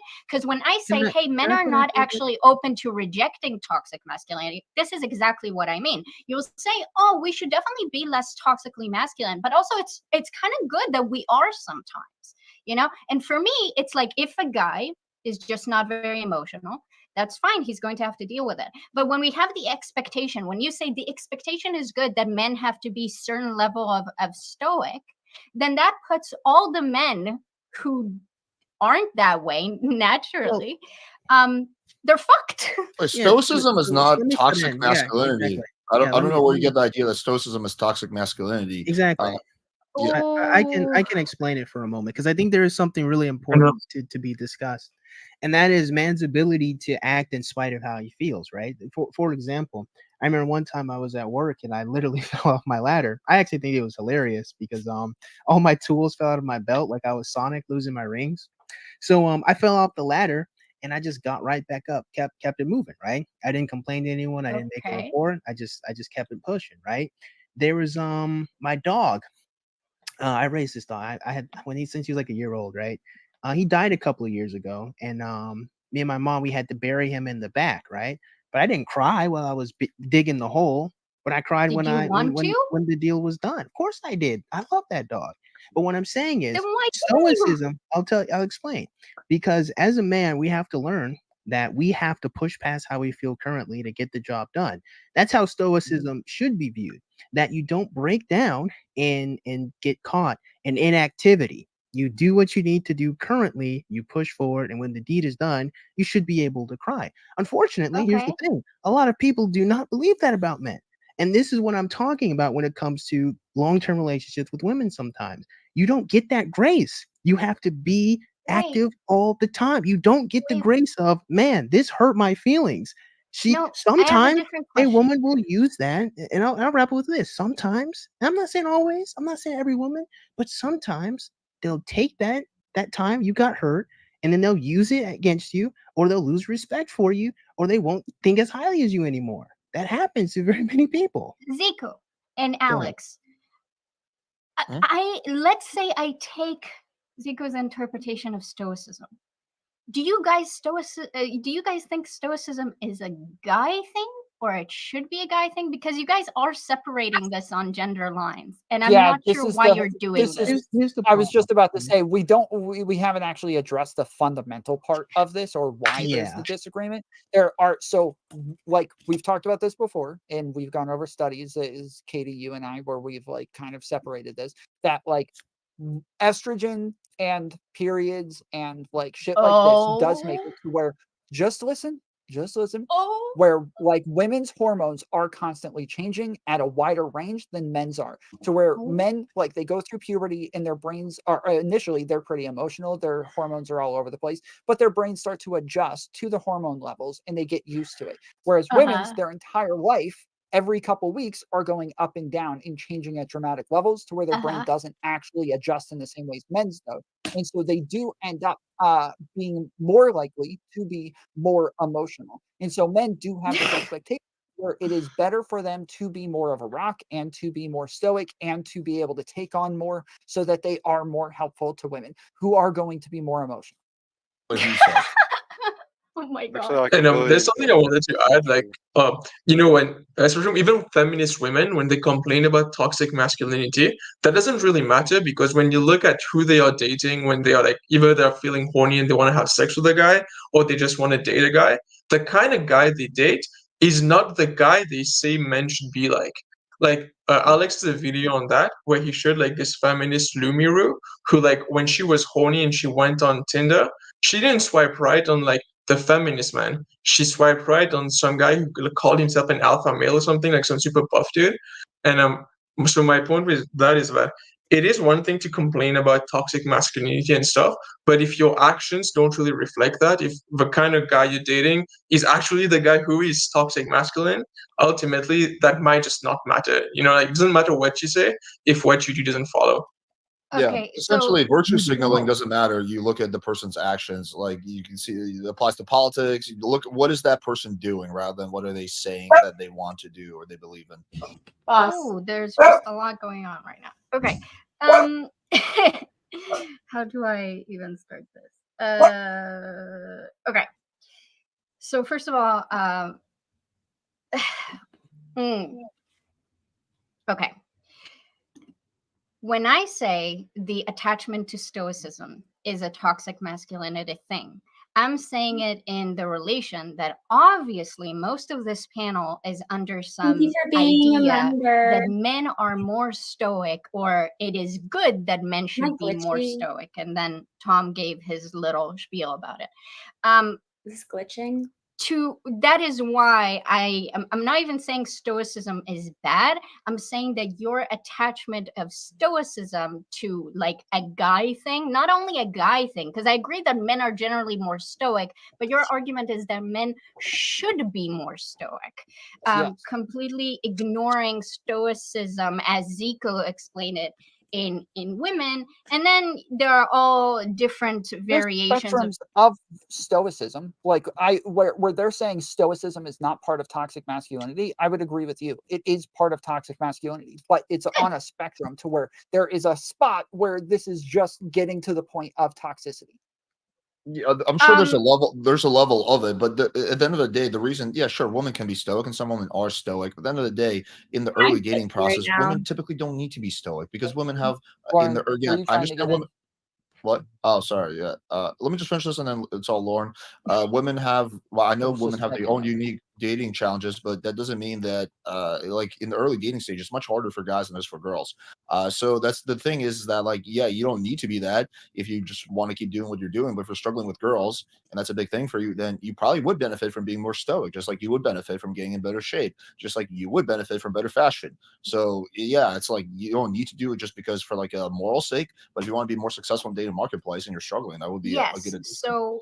So when I said that we can talk about men needing to have more space to be emotional, but men aren't willing to actually give up toxic masculinity that prevents them from being able to do this, you are proving my point that you're saying, well, toxic masculinity to some capacity is actually really beneficial to me during dating. So I think that's good. And that is exactly, I'm not going to argue with you about that. I'm saying, hey, obviously men aren't actually forsaking toxic masculinity. They often, and most of them, really like they're like, well, this is what it is, and this is going to increase my chances, so I'm going to do these things. So that was the only point I was making, that like it's easy to talk about men should be able to be more emotional, but then I'm on a panel where everyone's like, well, actually these stuff are good when we should do them. And it's like, you're totally missing the context. We're talking about when you're well within the relationship, not in the early part of the dating process.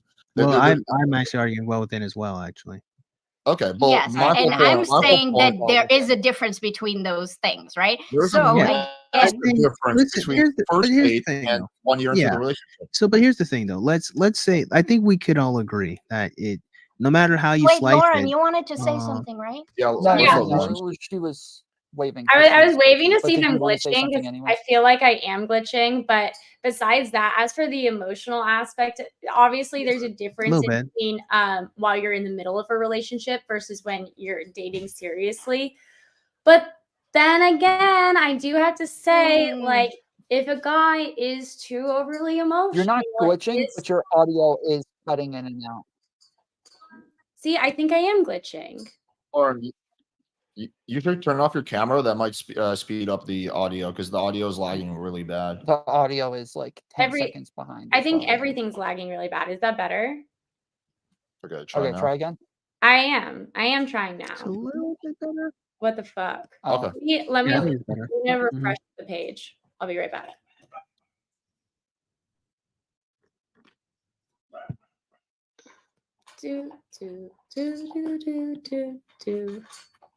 I think we were going to talk again about how it also validates side of Just to clear this up, we all agree that at the early parts of a relationship, that like yes, like people should. Be a little honestly, bit I would even say male or and, female. like, Yeah, I don't think Katie agrees with that. And then it depends what kind of vulnerability you're being. If you're being too, even later on, a year or two in the relationship, if you're fucking crying over the water bill, that's kind of a problem, man. Like, you need to fix your shit. I would argue that's an extreme form of vulnerability. Exactly. I can't imagine an adult male being a year into and then just randomly crying about the water bill, though. Like, I'm saying, I've heard of guys cry over some really. You know, water bill in Florida, okay? But here's the thing. Let me say, guys do cry over stupid shit. The issue that I'm having is do you think the it's woman if in the the woman was relationship. crying over the bill? No, she's a girl. She's an emotional little kid. I gotta take care of her. I would think it's stupid. I would think it's just as stupid. My girlfriend starts crying over the water bill. I'll be supportive, but later on I'll be like, that was kind of dumb. You can think the man is kind of dumb too and still help him. The issue that I'm having is that the woman loses respect or generates disdain for the man being vulnerable. That's what I don't like. I think that the person that you chose to be with, if you chose to be in an intimate relationship, should be the one that cares the most, not the least.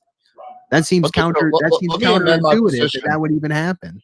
I'll grant you, like, I think loses respect if you're inappropriately vulnerable. I think that's the term. And again, it depends on the gravity of the situation and the level of vulnerability and the frequency. But I think this pretends that there's a correct way of which you're supposed to feel bad about something, right? Like, let's say we can agree that you don't just smack someone upside the head because you're having a temper tantrum. Okay, fine, that's the incorrect way.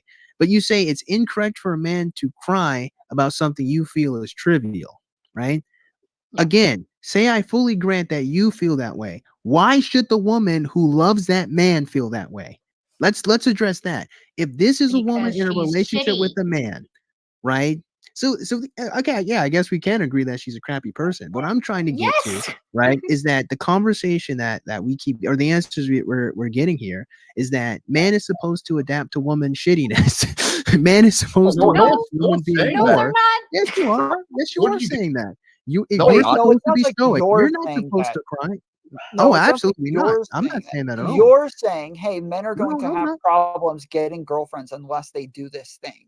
And Me? then they're saying, yes, you have said No, over I'm and not. over, like, No, that's wait, Alex's position, not mine.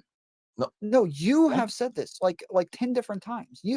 Every Alex time we told bring you up to the dunk fact the that, like, bitch. yes, you're like, yes, you No. keep saying, What but I'm men are saying, going to have trouble getting girlfriends if this is the expectation from women, or if they are going to do these things, then men just that's have to be objective. like That's a poser. objectively true, but that's a statement on what's objectively true, not what should be. That's That's not just a- what it is.